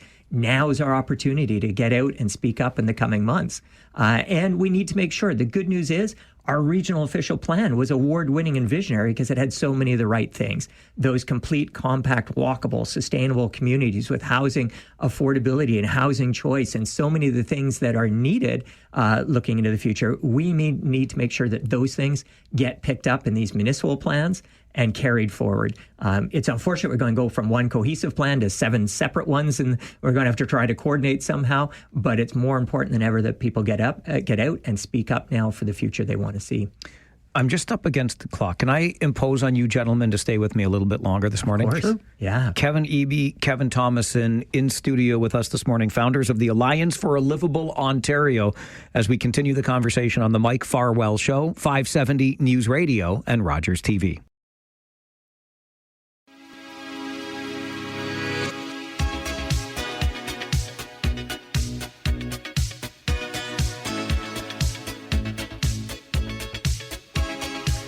We're in studio this morning with Kevin Thomason and Kevin Eby. They are with the Alliance for a Liveable Ontario, a province-wide organization that issued a letter to Federal Housing Minister Gregor Robertson, over the weekend, talking about their ambitious nation-building plan for 1 million non-market homes to be constructed in this country. Kevin Thomason, let me bring it back over to you for a moment. We were talking just before the break about how planning authority has been downloaded to the lower tier municipalities here in our region. So 7 different municipalities are figuring all of this out. Official plans are coming forward. Opportunities for us as community members to engage in that are becoming available. We are also talking in this community, Kevin Thomason, about 1 million residents in the next 25 or so years. Yeah. How do we have the space for them today? Yeah, good question. The good news is we already had the plan we needed. When you look at our regional official plan that was approved almost unanimously by Regional Council back just in August of 2022, looking forward all the way to 2051, they showed how we had the land, the water, the space, the transportation, and everything to do this, and doing it with a focus on sustainability, meeting our 20 by 50 carbon reduction goals to keep us in line with the Paris Accord, of an 80% reduction in greenhouse gases by 2050. All of that was written into the plan. And then again, some of the key things there was that housing choice and housing affordability and making sure we're building the right homes in the right places. Unfortunately, we've seen the provincial government distracting from that. We see the provincial government forcing open thousands of acres of boundary expansion. We see things like this Wilmot Land Assembly and other things that were never part of any cohesive plan here, suddenly now just being dropped without any planning or consultation or anything like that. So what we need to do is we simply need to get back to the plan that we already had. And now's the time that people can speak up on these things and ensure that we're going to get that housing and that sustainability, that community, all those pieces that all have to come together to make things work successfully. You talk about the sudden nature of some of these changes. We were talking during the commercial break, like it's almost as though the rules are being changed while the game is in progress. Yeah, and that's that's a problem, because planning, you need predictability. And I think one of the problems we have right now with housing is there's been so much change and there's so much uncertainty, it's driven away investment. And right now, no developers are building anything because they can't get the funding and financing because, frankly, the investors have gone to other jurisdictions. Alberta, BC, other provinces right now are at record levels of housing under construction. We're not in Ontario. And a lot of that is the environment. You can blame the economy and blame a lot of things, but there's been so many moving pieces and so many things change chaotically without a lot of transparency, without a lot of engagement, consultation, research, study, or that. These are some of the consequences.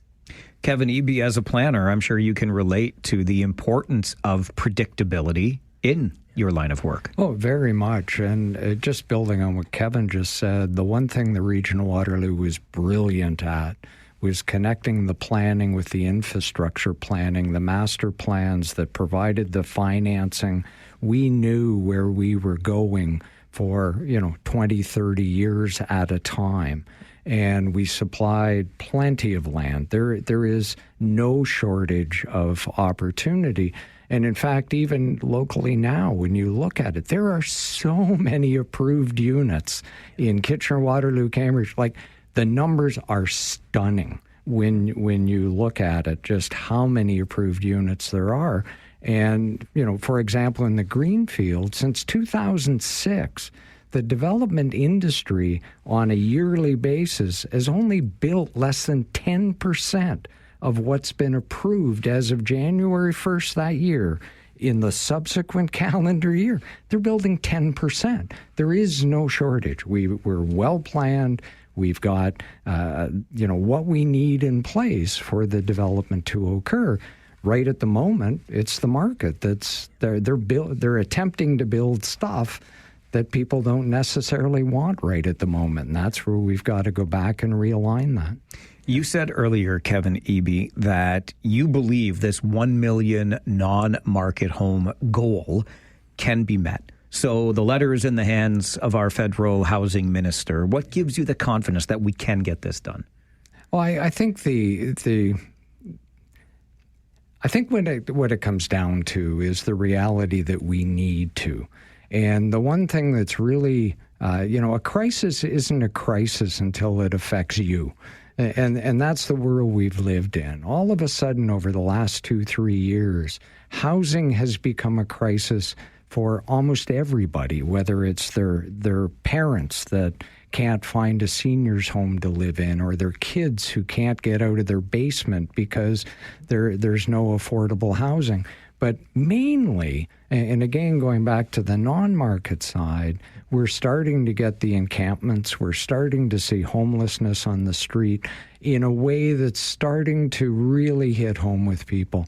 And if people push their elected officials, if we all work together to try and get the philanthropy, to get the money invested in the right places, it's not rules that are killing us so much on the planning side. It's more that we need to get things moving forward. And a really good, like Kevin mentioned, a really good example, if I can take 1 second to do this, is in order to build a condo, you need 70% pre-sales for the bank to finance it. Well, if you're building if we're concentrating on 50 unit condos, you only have to sell 35. All of a sudden, the developers are coming in asking for 500 unit condos. You got to pre-sell 350 of those. And when you look in Waterloo, we've got so many of them approved that each of those developments is working to capture a share of a finite number of home buyers. And in fact, there's an argument to be made that we've approved too many because we're diluting the amount of market to the point where we're not getting anything built instead of getting the smaller ones built. So we've got to make people understand that change is necessary, but we've really got to focus on especially the non-market side. Because, as I said, the market will take care of itself. It's not in big trouble. It hasn't ever been in big trouble. It's really in the non-market side that we've abandoned the field in the 1990s when the federal government pulled out of financing and building homes. And basically, the market did almost nothing in the affordable housing component from about 1990 through till the federal program came about just recently. And we have this long time period where we built virtually no affordable housing. The region of Waterloo and some did. They fought hard to build, but those are really small numbers. We got to scale those up 10 times.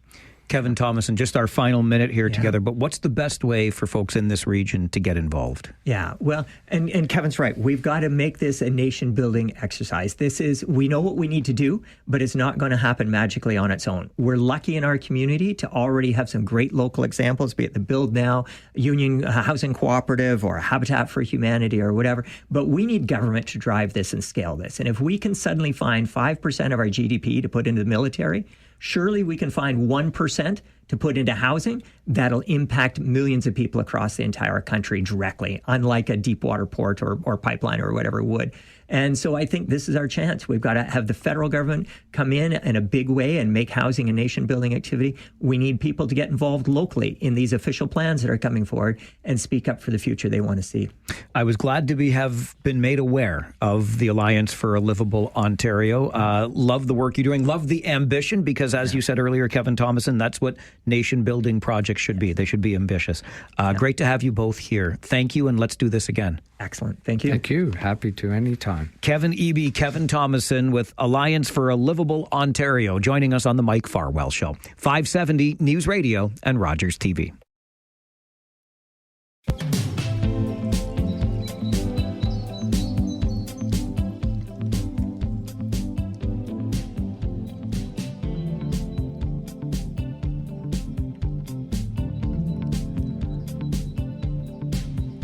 We have for many years now on this show been talking on a regular basis with our friends at the Canadian Mental Health Association of Waterloo Wellington. We do it on the second Tuesday of every month, a little something we refer to as our mental health check-in. And it takes on particular significance this month on the second Tuesday of September, because September is World Suicide Prevention Awareness Month. Alison Demuy joins us, who's the Director of Strategy and Community Engagement at CMHA, Waterloo Wellington. Allison, good morning. Good morning, Mike. How are you? I'm doing well, thank you. How are you? I'm very well. Good. Very well. Glad to hear it, and glad to have you here this morning, along with Jeff Stanlick, who's the Director of Services at Canadian Mental Health Association, Waterloo Wellington. Jeff, good morning to you. Good morning. How are you? I'm doing all right, thank you. How about yourself? Very good, thank you. Good. Glad to hear it, and glad to have you to share a perspective on the show this morning as well. Allison, if I can start with you on really the big issue, and that is this month being World Suicide Prevention Awareness Month. How do you approach this month at CMHA Waterloo Wellington? Yeah, thanks, Mike, because we've started a campaign this month. Every September, we try and get the word out about suicide and about suicide prevention. And this year, actually, we have the hashtag, and the campaign is called #StartTheConversation. So thank you, because we're starting here today, this morning, with you on this. A big part of prevention of suicide is, in fact, just starting the conversation, demystifying it, learning a little bit more about it, and making people feel that it absolutely is part of the kinds of conversations we need to have with our friends, with our family, with our coworkers, because we can actually be part of saving people's lives and destigmatizing what is a very common part of our community, which is deep thoughts of self-harm and suicide. Yeah, far too common as far as I'm concerned. And Jeff, I find the month and its name interesting. Awareness, prevention, both in there about suicide. And oftentimes we are raising awareness and talking about prevention perhaps separately. But when it comes to suicide specifically, I'm curious about this idea of prevention. Do we look at it through that lens, like this is something that can be prevented? Yeah, absolutely. So, the September being World Suicide Prevention and Awareness Month, it challenges the stigma. It shares, we can share facts that can help save lives. It is preventable, and it's important to understand. And with the right support, if people are receiving some clinical care, some connection to some community resources and safety planning, suicide is absolutely preventable. Can you share with us, Jeff, perhaps some of the warning signs that we might see if we're paying enough attention that we could perhaps lead somebody in the right direction? So, yeah, some of the warning signs could include people using substance, experiencing some anxiety, hopelessness, people withdrawing, being isolated, having some angry outbursts, changes in mood, recklessness, irritability. Some significant life events could also be happening for them. And what's really important is one of the myths around suicide is that talking about suicide gives somebody the idea, when in fact talking about it can actually reduce somebody's risk. So asking somebody, it shows that you care, and it really opens the door to help and conversation. What about the idea, Jeff, that suicide is a sign of mental illness? Well, mental illness is certainly a risk factor, but not the only one. So it's not only people with a diagnosed illness that die by suicide. In fact, stress, trauma, isolation, those things can also contribute to people having those thoughts. And is suicide something that can be predicted?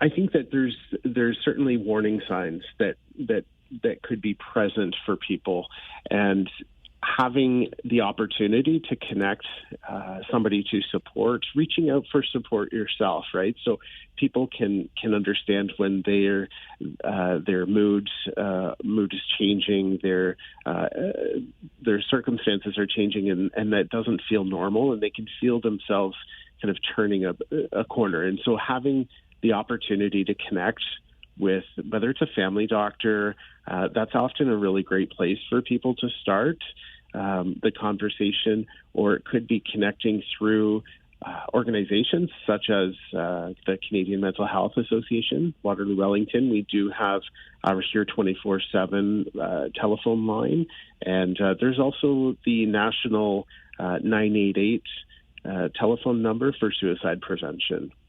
Allison, how do you at the Canadian Mental Health Association, Waterloo Wellington, support those in our community who may be in dire circumstances? Yeah, just like Jeff mentioned, we are here 24/7 through our hotline, as Jeff mentioned, 988, just like calling 911. 988 is a direct line across Canada to people who are trained to have conversations if you're thinking, or if you know somebody who's thinking about suicide or self-harm. Anybody who's in crisis can call 988 at any time.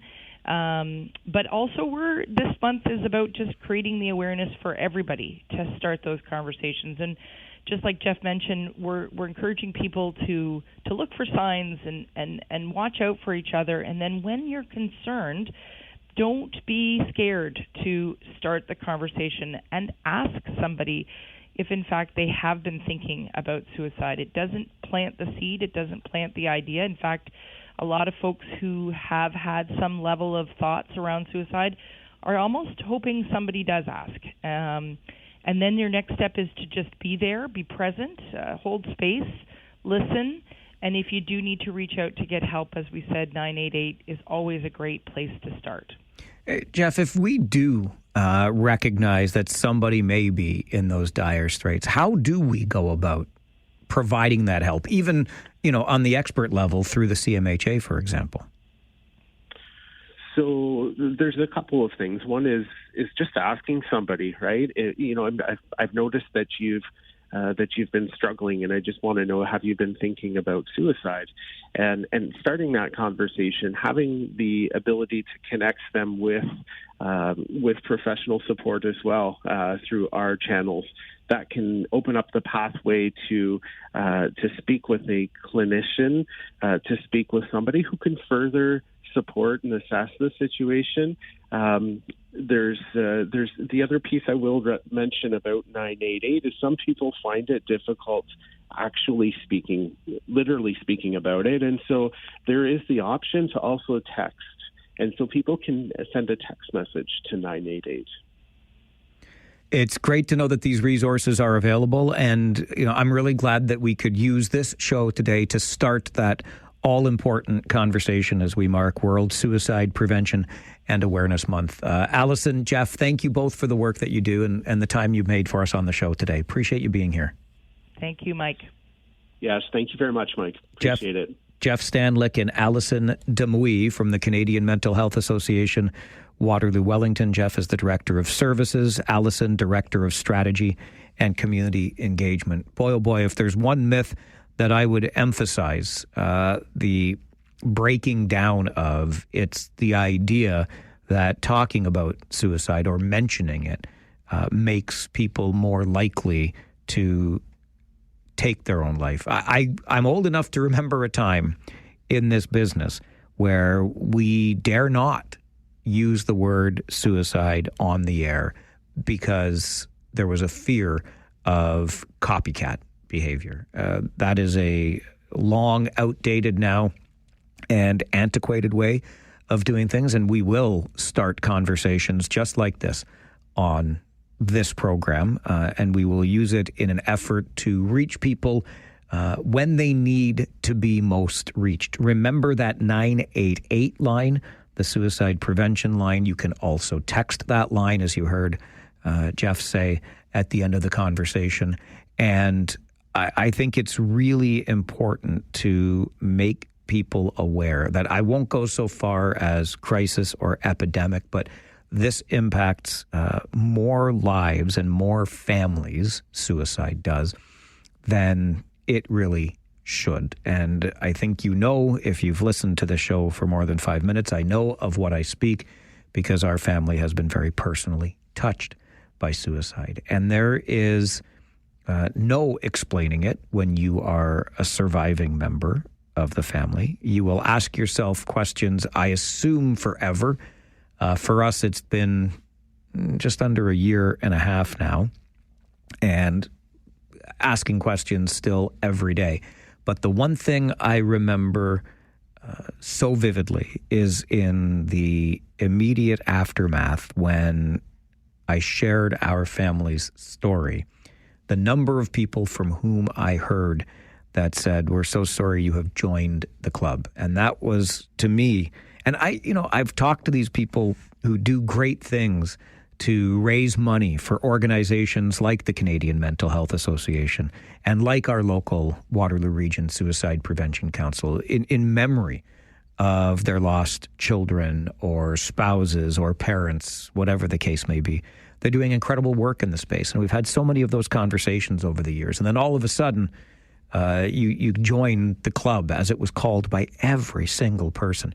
But the number of people that suicide has touched is absolutely incredible to me. And anything we can do to raise the awareness, to destigmatize conversations around it, it's okay to not be okay, and to eliminate those myths surrounding it. We're going to do that to the very best of our ability here on this show. So take it to heart. Remember the myths that exist. Remember that 988 is there to help. And we'll continue having the conversations here on the Mike Farwell Show. This is 570 News Radio and Rogers TV. I'm sure you remember the stories that we shared with you about the former Northfield Racket Club in Waterloo that's being reopened as the club at Northfield. And this is very much the beginning of a new chapter for wellness overall in Waterloo. And one of the participants, one of the authors of this new chapter, shall we say, joins me in studio. Noah Velji is here, owner of Tone and Movement. Noah, good morning. Mike, thank you so much for having me. It's a pleasure. When I first heard about what you were doing, I couldn't really differentiate between the club overall and Tone and Movement's place within it. But let's start with that club overall and the fact that this is a brand new chapter for what we're now calling the club at Northfield. This is a brand new chapter, but the address, 155 Northfield Drive, has such a huge history in Waterloo Region, over 50 years of history in the region. And the club at Northfield that will kind of open in October is set for that new chapter. Tone and Movement is an incredible strategic partner that will be joining this chapter. And Tone and Movement is a reformer Pilates studio. So our goal with the club and Tone and Movement was really to create, that 360 wellness destination where you're not rushed in and you're not rushed out. I think a lot of people are seeking third spaces. So, when you have home and when you have work, the club at Northfield is really that space where you can linger a little longer, but still get that wellness you want and still kind of do purposeful movement. You really piqued my interest when you talked about reformer Pilates, because I am brand new into the Pilates scene, if you will, having just taken some beginner courses this summer, but thinking that's incredible. As a man of a certain age, Noah, and I'm a little bit older than you, I thought this might be a nice entry back or something that I would find that could allow me to maintain a certain level of wellness into my back nine, so to speak, now that I'm into my 50s. But tell us a little more about reformer Pilates specifically. So reformer Pilates is all about mobility, and it's all about purposeful movement. You're never going to leave, maybe the first couple of classes, but you're never going to leave a reformer Pilates class feeling drenched. You're going to feel energized. Your muscles are going to be activated. And, as a young guy, it's incredible to start now, but also reformer Pilates is so accessible that I have friends who are in their 80s and 70s who do reformer Pilates every day because it's so accessible on the body. You're on a beautiful leather carriage and you're kind of assisted by different aspects of a reformer that really help you to activate different muscles in your body that would be harder if you were maybe carrying a dumbbell or maybe on your feet. So the reformer really gives you access to your full body. How did you come to found Tone and Movement? So Pilates has been huge in my family. I never used to partake, but my sister and my mom were huge Pilates girls. And, you know, I think it was one day that they came to me and they were like, Noah, you know, we're doing Pilates. We love doing Pilates, but like there's nowhere in Waterloo that we love. We're rushed in, we're rushed out. There's no really experience. And I know my mom and my sister, they don't, that's not an isolated feeling. A lot of people, you know, want to work out, but they want to talk to their friends after, or they want to get a matcha after, and they just kind of want to live in the moment, right? So when the club at Northfield was presented to me, being a former member, knowing that this new chapter was coming, I thought it was a no-brainer to bring that experience to North Waterloo, to the club at Northfield, because as a former member, I had around 4 months of the club before, you know, there was an unfortunate fire. So now being in a space where I can be a stakeholder within that is incredible. So Pilates was born because of the family, but I've now been doing it every day, and it's been a passion of mine, and I love how I feel. Do you remember that first experience with Pilates? You said your mom and your sister were like, come on, Noah, you should, you know, and then they finally broke you down. Yeah. And my sister took me to my first Pilates class, and it was the most humbling experience ever because you don't think you know what you're in for. And then you get started, and it's body parts you've never really moved in that sort of way, right? But it really goes back to the foundation that, you know, as you get older, we want to walk, we want to be able to be stable. These are core things that are so important, but we don't really think about until we're reactive to it, right? Reformer Pilates is about being proactive, not reactive. So for mobility health and just for everything, that it's also incredible on the mental health, right? Which any movement is. So it's been a game changer for the 24-year-old or even for the 84-year-old. I'm glad you mentioned that, because really what we're talking about here is something that is not exclusive to gender, age. I mean, this runs the entire spectrum, right? 1,000%. And you know what? As it was kind of scary because there's not a lot of men in Pilates, right? It's a female-dominated space, and when I was kind of telling my people about this concept, the idea, they were like, why are you getting into Pilates? Like, Pilates is just for girls. No, Pilates is incredible for men and women, for tennis players, for golf players. So that's where you kind of see the alignment coming in perfectly with the club at Northfield. We're going to be doing a lot of great things for tennis players, for squash players, for pickleball, which is at the club at Northfield, but then also for the mindful movers, right? Like, we're going to be... So it's incredible alignment to be at the club. And the one thing about our location is that you don't have to have the club at Northfield membership to come do Reformer Pilates. Our space is open to 100% of the population per hour membership. So we're really trying to make it accessible to everyone, especially in North Waterloo. I was the only dude in my beginner's class this summer. Where can people find out more if we've piqued their interest, Noah? So our Instagram is at Tone and Movement, TONEANDMVMT. And also our website is www.toneandmovement.com. And movement, MVMT. Tone and MVMT. That's how the cool kids are saying it nowadays. I like it. I feel like a cool kid all of a sudden. You are a cool kid. Love what you're doing, Noah. Keep it up, and thanks for being here Mike, this morning. thank you for the exposure, and thank you for the platform. And I know as people who are, you know, born and raised in Kitchener-Waterloo, just uplifting the city and uplifting kind of our community is so important to us. So this means the world. It's wellness in Waterloo. Noah Velji, the owner at Tone and Movement, joining us on the Mike Farwell Show. 570 News Radio and Rogers TV.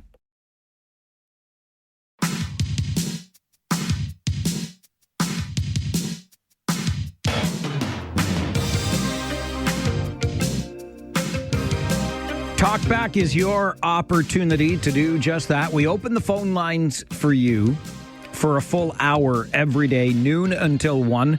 Feel free to weigh in on something we talked about on the show today or something brand new that you think we need to know about. Make the call. We'll answer. Engage in the conversation. Sean, you're next. Good afternoon. Good afternoon. Okay, yeah, when it comes to cameras, red light cameras, yeah. But speed cameras, we need to design the roads better. I mean, quite honestly, the number one complaint I hear councillors are getting is about speeding. Yet we continue to build subdivisions with schools, and the roads are like the size of Highway 8. Why do we keep doing it? Why do we keep building these stupid wide residential roads, and then we complain about speeding because they invite people to speed? I mean, they could put in stop signs as speed control devices. They don't work. I mean, if signs worked, we wouldn't need cameras. Just like build the roads better, that would encourage people to drive slower. But I don't know what's up with our engineers. It's like, just build the stuff better and it wouldn't be a problem. All right, Sean, appreciate the call. I don't know that we're building it as poorly as we once did, if I can say it that way, because we know, and this community is a great example of it, cities, communities were built for vehicles to maximize the number of vehicles you could get through the roads at any given time. And maybe we haven't changed that thinking entirely to this point. Let's go next to Andre on Talkback. Good afternoon, Andre. Good afternoon, Mike. Go Rangers. When do they start? September 19th, 1 week from this Friday. Well, I'm going to be late for your show, but I will make it because at the community center they have a kids fest and a movie outdoor on Queen Street. So, yeah, just like you, right? Can't be at two places at once. But anyway, I want to call about this. Red light, people rolling, they don't stop. Stop sign, people roll, don't stop. And you said that maybe we should come up with a wall so that those cars get learned. And the reason I'm calling, Mike, and we hear it every year, is school buses. Like, people still roll like they're okay to do it, like they're in control of not hitting a child when the rule and the safety is there. Like, smarten up, people. That's a good way to say it, Andre. Smarten up, people. I think this would be a great experiment. And please, like, I try hard not to be preachy. I know I'm opinionated. And, you know, when I say something, I say it with passion, and it probably comes across as me telling you what to do. But I would implore you to consider this just as an experiment. When you're oot and about driving around this beautiful region today, stop. Like, I mean, fully stop at every stop sign and check both ways before you make your next turn, etc., and see how it feels. Because I started doing that some months ago, and it's pretty remarkable when you're actually doing it to realize how little you were doing it before. We're all guilty of that sort of thing, but just try it out. Try it on for size. See how it feels. Actually stopping at stop signs. Fully stopping, that is. Grant, good afternoon. Yeah, good afternoon. So Mr. Carney wants to get rid of all gas vehicles. Does that also mean... Well, Mr. Carney is actually... I don't think he's going to do it at all, Grant, to be honest with you. Because Mr. Trudeau wanted to get rid of them all. Yeah, and then I started thinking, what about the farming equipment? Do they not run on gas? And are they going to have them electric vehicles? Well, you're asking one of the questions, Grant, that I think's been asked since this mandate was first introduced several years ago. And remember also that the mandate still, as it exists today, says all electric vehicles in this country, all electric by 2035, being sold. That doesn't mean if you have a new gasoline-powered vehicle today, it won't still be on the road in 2035 and beyond. Because I can point you to a handful of examples of people, probably more than a handful, that still have vehicles on the road that they bought 30 or 40 years ago, and they're still ticking along just fine. Thank you very much. So I think that mandate in general is in jeopardy to some degree as the federal government undertakes a review of the program. But for now, and what we talked about earlier on the show today, is the 20% all vehicles sold in Canada next year to be electric. That mandate has been paused, and we were just thinking about what the electric vehicle industry looks like now in Canada. Talkback continues on the Mike Farwell Show, 570 News Radio and Rogers TV.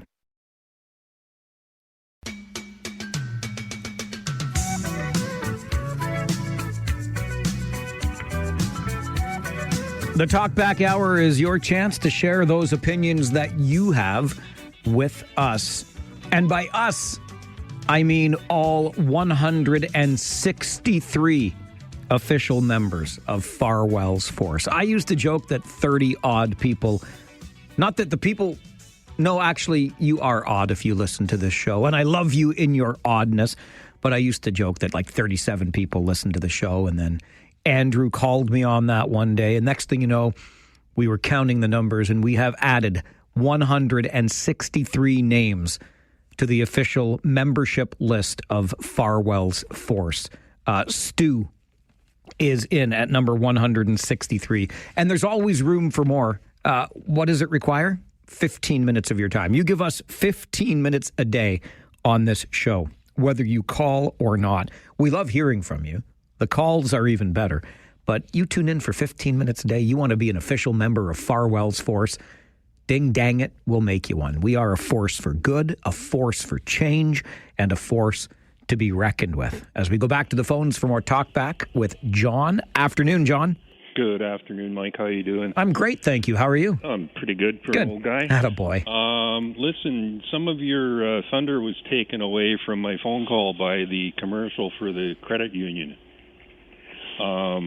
What I'm talking about is the lady that you had on this morning from the university and talking about financial education in the school. Yes, sir. Really confused.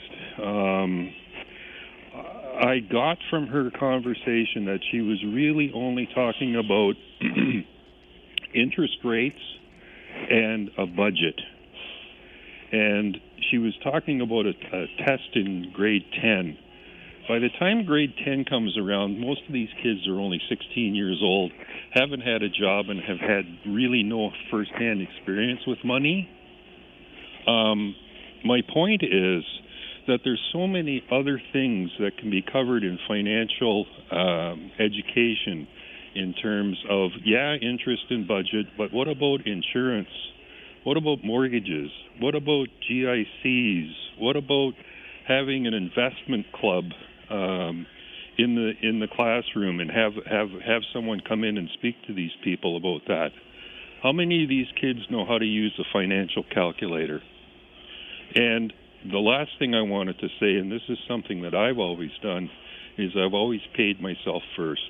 I've always had a 10% goal that everything I earn, 10% gets put away. And I think there was a lot of political nonsense in her conversation that touched on nothing. So I just wanted to make that point. And the other point I wanted to make, too, is that I don't believe gambling, how do I say this? I don't believe that gambling is a problem that would be in math class, like don't spend more than what you have and all that stuff. Gambling is a social issue. And I think it needs to be talked about in a different manner other than losing money and being just in a math class situation. So that's all I have to say. Thanks for saying it, John. Appreciate the call and good to hear from you. I'm sorry that our guest this morning, when we were talking about financial literacy, let you down a little bit. I got a little more out of it, but if you missed it, don't ever forget that we archive every show online on our website. You can always go back and listen, kitchener.citynews.ca. But even better, check out our podcast that gets posted every day. I recommend the Seeker app. Seek Your Sounds, SEEKR. There's even a contest right now that the more you listen, the more your chances to win if you're using the Seeker app, SEEKR. But our guest was concerned about the use of a standardized test in grade 10, which if someone fails that standardized test and then fails math, does not necessarily mean that they are financially illiterate. So she just didn't think it was the best way, perhaps, of measuring. And yeah, we didn't do a great big deep dive into the components of what the curriculum could look like. I'm with John on this. He talked about one thing that was the first financial rule that was drilled into my head by my father: pay yourself first. Now, I chose a career path, shall we say, that wasn't exactly lucrative in the early days, especially. So the 10% was always, I knew the number. That's a lot for me to put away when I have to make bills, pay the bills and stuff. But pay yourself first. Whatever it is, you take that money that you earn and you take a portion of it away and stick it somewhere. And it's like a bill almost, but you're paying yourself. You're putting it away for the future. And if you can do that at 10%, you're going to be doing pretty well when retirement rolls around. I'm hoping these are some principles that kids pick up along the way. Connor, you're on Talkback. Good afternoon. Hi, Mike. How you doing? I'm shooting for number 164. Buddy, you got a 164 Farwell's Force right there. All right. Let's talk about the electric vehicles mandate. Sure. And I don't believe that it is attainable in its current form. The government is kind of leaving themselves out of a giant portion of the market. I recently got myself a new vehicle. I got myself a 2025 Honda Civic Hybrid. This vehicle does not qualify under any of their programs whatsoever. It doesn't qualify as a hybrid for the green plates or anything of that sort. However, this vehicle has a full electric drivetrain, but it's powered by a gasoline generator. Now, it generates power at 6 times the rate that it uses it. So the motor's only running about 25% of the time. In town, I'm averaging about 2 liters at 100 kilometers, and highway, I'm averaging about 4 liters at 100 kilometers. But it doesn't qualify. It doesn't count in their books, which I find totally confusing. So in order to meet the mandate, the goalposts should be moved to include hybrid vehicles, I think is what you're getting at. Yeah, I believe they need to, and they need to recognize that currently, in order for a hybrid to count, it has to have a plug to plug into your house or into a charger. This vehicle doesn't have that. And there's a lot of vehicles out there that don't have that are still significantly greener and more efficient. Connor, it's a great point. Appreciate hearing from you on it today. And look, I think that we are into, I know there's been a lot of talk about it's the same Liberals with a different face at the front in Mark Carney, but I think we are into a different era of Liberal governance here. And this isn't the first Trudeau era policy that's just been kind of poo-pooed away here. I think that we are, with this 60-day program review, on the verge of having the program canceled. And maybe it does come back in a form that Connor alludes to, whereby it captures hybrid technologies that are, 2 liters per 100K in the city, 4 on the highway.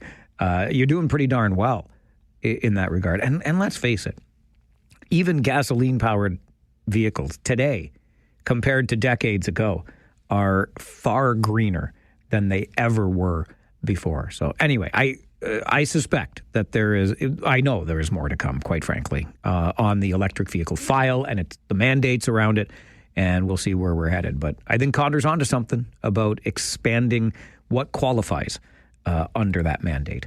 Terry, you are next on Talkback. Good afternoon. Good afternoon, Mike. Wow, I got through today. Amazing. I should go play the lottery. You should. Anyway, it's your lucky day, my friend. I'm feeling lucky. Your friend Ernie called yesterday. Now, I've picked the Ravens numerous times over the last several years to win, championships. But Sunday was a perfect example of why they never win. They don't know how to close out games. It's like once they get in within 5 minutes of the end, they become like deer in headlights. So I'm giving up on those guys. But anyway, Mike, your Steelers, they look good. The defense was a little shaky, but I think they'll correct that. And the reason I'm calling, Mike, is Grant yesterday called. He was complaining about the victory formation at the end of the game. Yeah. Now, if he doesn't like that, he can always watch other sports. In baseball, it drives me bananas when the pitcher or the batter will intentionally foul balls off just to tire out the pitcher. I think there should be a limit on that, but baseball is much better now that they've gone to that pitch clock. But anyway, yeah, every sport has its flaws. Like when in hockey when they pulled the goalie, I think that's nuts. But to Grant's question is the reason they do that is strategy purposes at the end, so they don't do something stupid. And if you don't like it, my suggestion is watch other sports. I mean, there's going to be flaws, but maybe it's not the one that drives you nuts, like kneeling, taking a knee at the end. Anyway, Mike, thank you, sir, and I'm hoping for a good season from the Steelers. I'm a big fan of that guy you don't like on your team, but we'll see what happens. All right, Terry, good to hear from you. I don't like my quarterback. Sorry, I love my Pittsburgh Steelers, though. I do not know that I would equate kneeling at the end of a football game to run out the clock to a batter fouling off pitches to tire out a pitcher on the other team in baseball. If you're going to pick on baseball's flaws, pick on the rule that allows position players to pitch when the game is a quote-unquote blowout. That's a travesty. A batter that can successfully foul off pitch after pitch after pitch to stay alive at the plate and tire out the other pitcher, that to me is good baseball. That's just from where I'm sitting. But in talking about the Baltimore Ravens and Terry's belief, I'm not going too sports on you here. I'm going to just relate it to something else. But Terry was talking about Baltimore, their inability to close out games. That's why he doesn't think they're going to win a championship. I don't know about that. It's one game. But did you hear about the guy in Buffalo? Because that's where the game was being played, Baltimore versus the Buffalo Bills. And I guess the fan shoved the head or smacked the side of the helmet of the Baltimore Ravens player that caught a touchdown and went to the fan's area.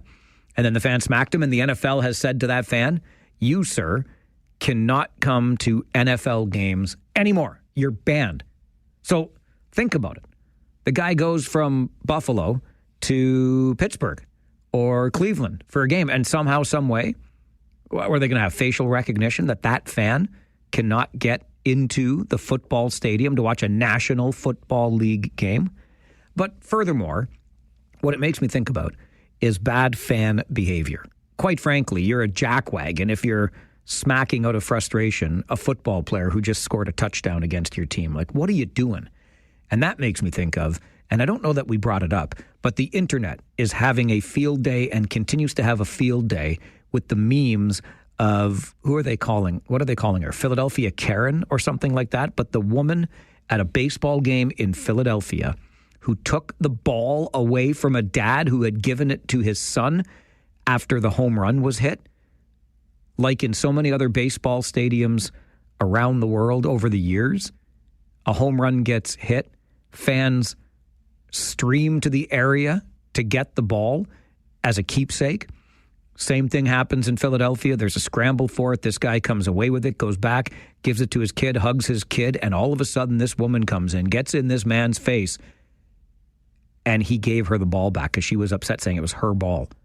Never seen anything like it. And now this woman is not only internet famous because the internet keeps making fun of her, but every time she looks at that ball, she will remember what a jackwagon she was at the Phillies game. Oh, sports fans. We're a wild bunch, aren't we? Talkback continues on the Mike Farwell Show, 570 News Radio and Rogers TV.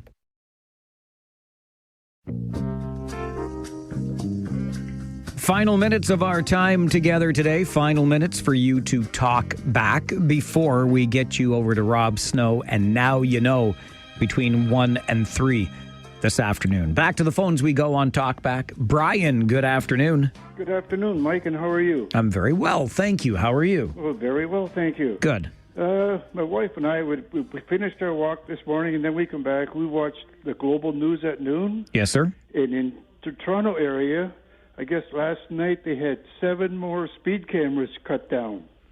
I believe it was one camera cut down for the 7th time. But anyway. This is last night. Oh, just last night there were more. Okay. Yeah, 7 more. Oh, well, I'll tell you what.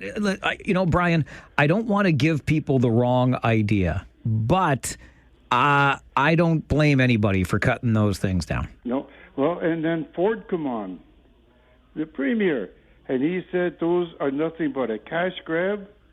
And he said he's liable just to ban them all from Ontario. I've never been happier with our premier, Brian. Yes, same here.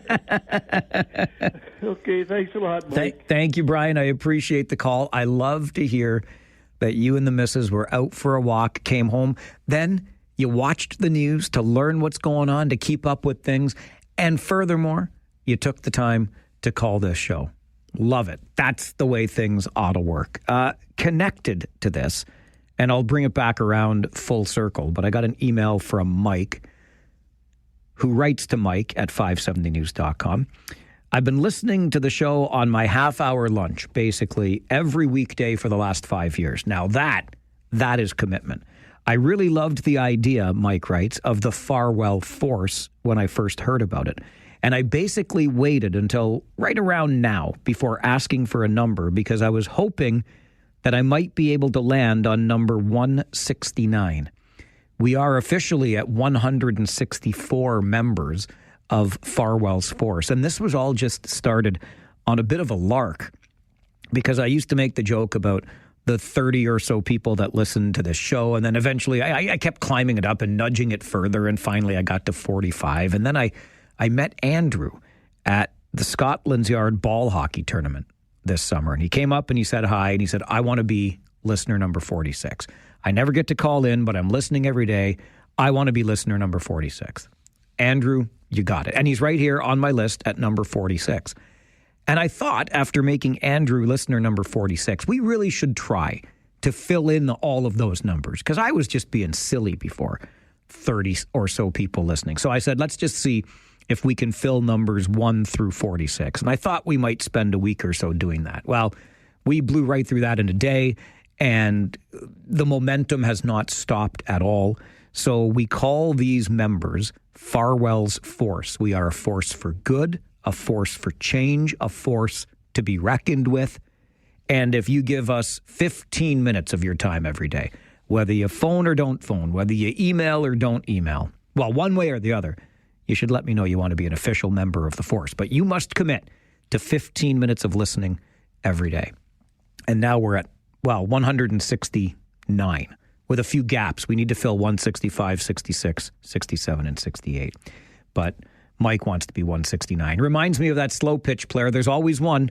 And then, of course, there's Shorzy, who wants to wear number 69 in pickup hockey or slow pitch beer league baseball or whatever. Anyway, Mike's email finishes with also red light cameras are greater than speed cameras. And much like Brian's call a moment ago, see, I told you I was bringing this back around full circle. This is how we started Talkback today. We got this news just as we were headed into the noon update. Ontario Premier Doug Ford in Toronto today, meeting with the Toronto Region Board of Trade. And when he made himself available to reporters, those intrepid reporters didn't focus exclusively on what had been discussed with the Toronto Region Board of Trade. They asked them about speed cameras in Toronto and all of the vandalism of those cameras. And Doug Ford said, among other things, I'm all about public safety. I'm against taxing the death out of people.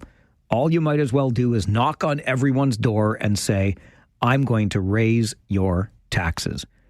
Get rid of the speed cameras or I'm going to do it for them. Ontario Premier Doug Ford to municipalities across this province. So if we don't have them gone by tomorrow, the speed cameras, Mr. Premier, will you get rid of them for us by tomorrow? Either way, that's a pretty powerful voice on the side of those like me who think that speed cameras are simply revenue generators for cash-strapped municipalities. Maybe the municipalities will make a trade. We'll get rid of the speed cameras. You give us more funding because we need to figure it out somehow and get this money from somewhere. As I gaze into my crystal ball and look ahead to our show tomorrow, you probably heard in our news updates, Mike Morris, former MP for Kitchener Centre, has said he's running again. What does he know that we don't? When's the election? But Mike Morris will join our show tomorrow just after 10. Blacklock's reporter will be here minding Ottawa's business. Blue Jay Hunter will stop by to talk some baseball, and we'll have some political R&D with Rob Deutschman. All of that and more on the way tomorrow. I will be here at 9 o'clock tomorrow morning. I promise you that. I hope you'll join me for the show. My name is Mike Farwell. You are a force for good. Bye for now.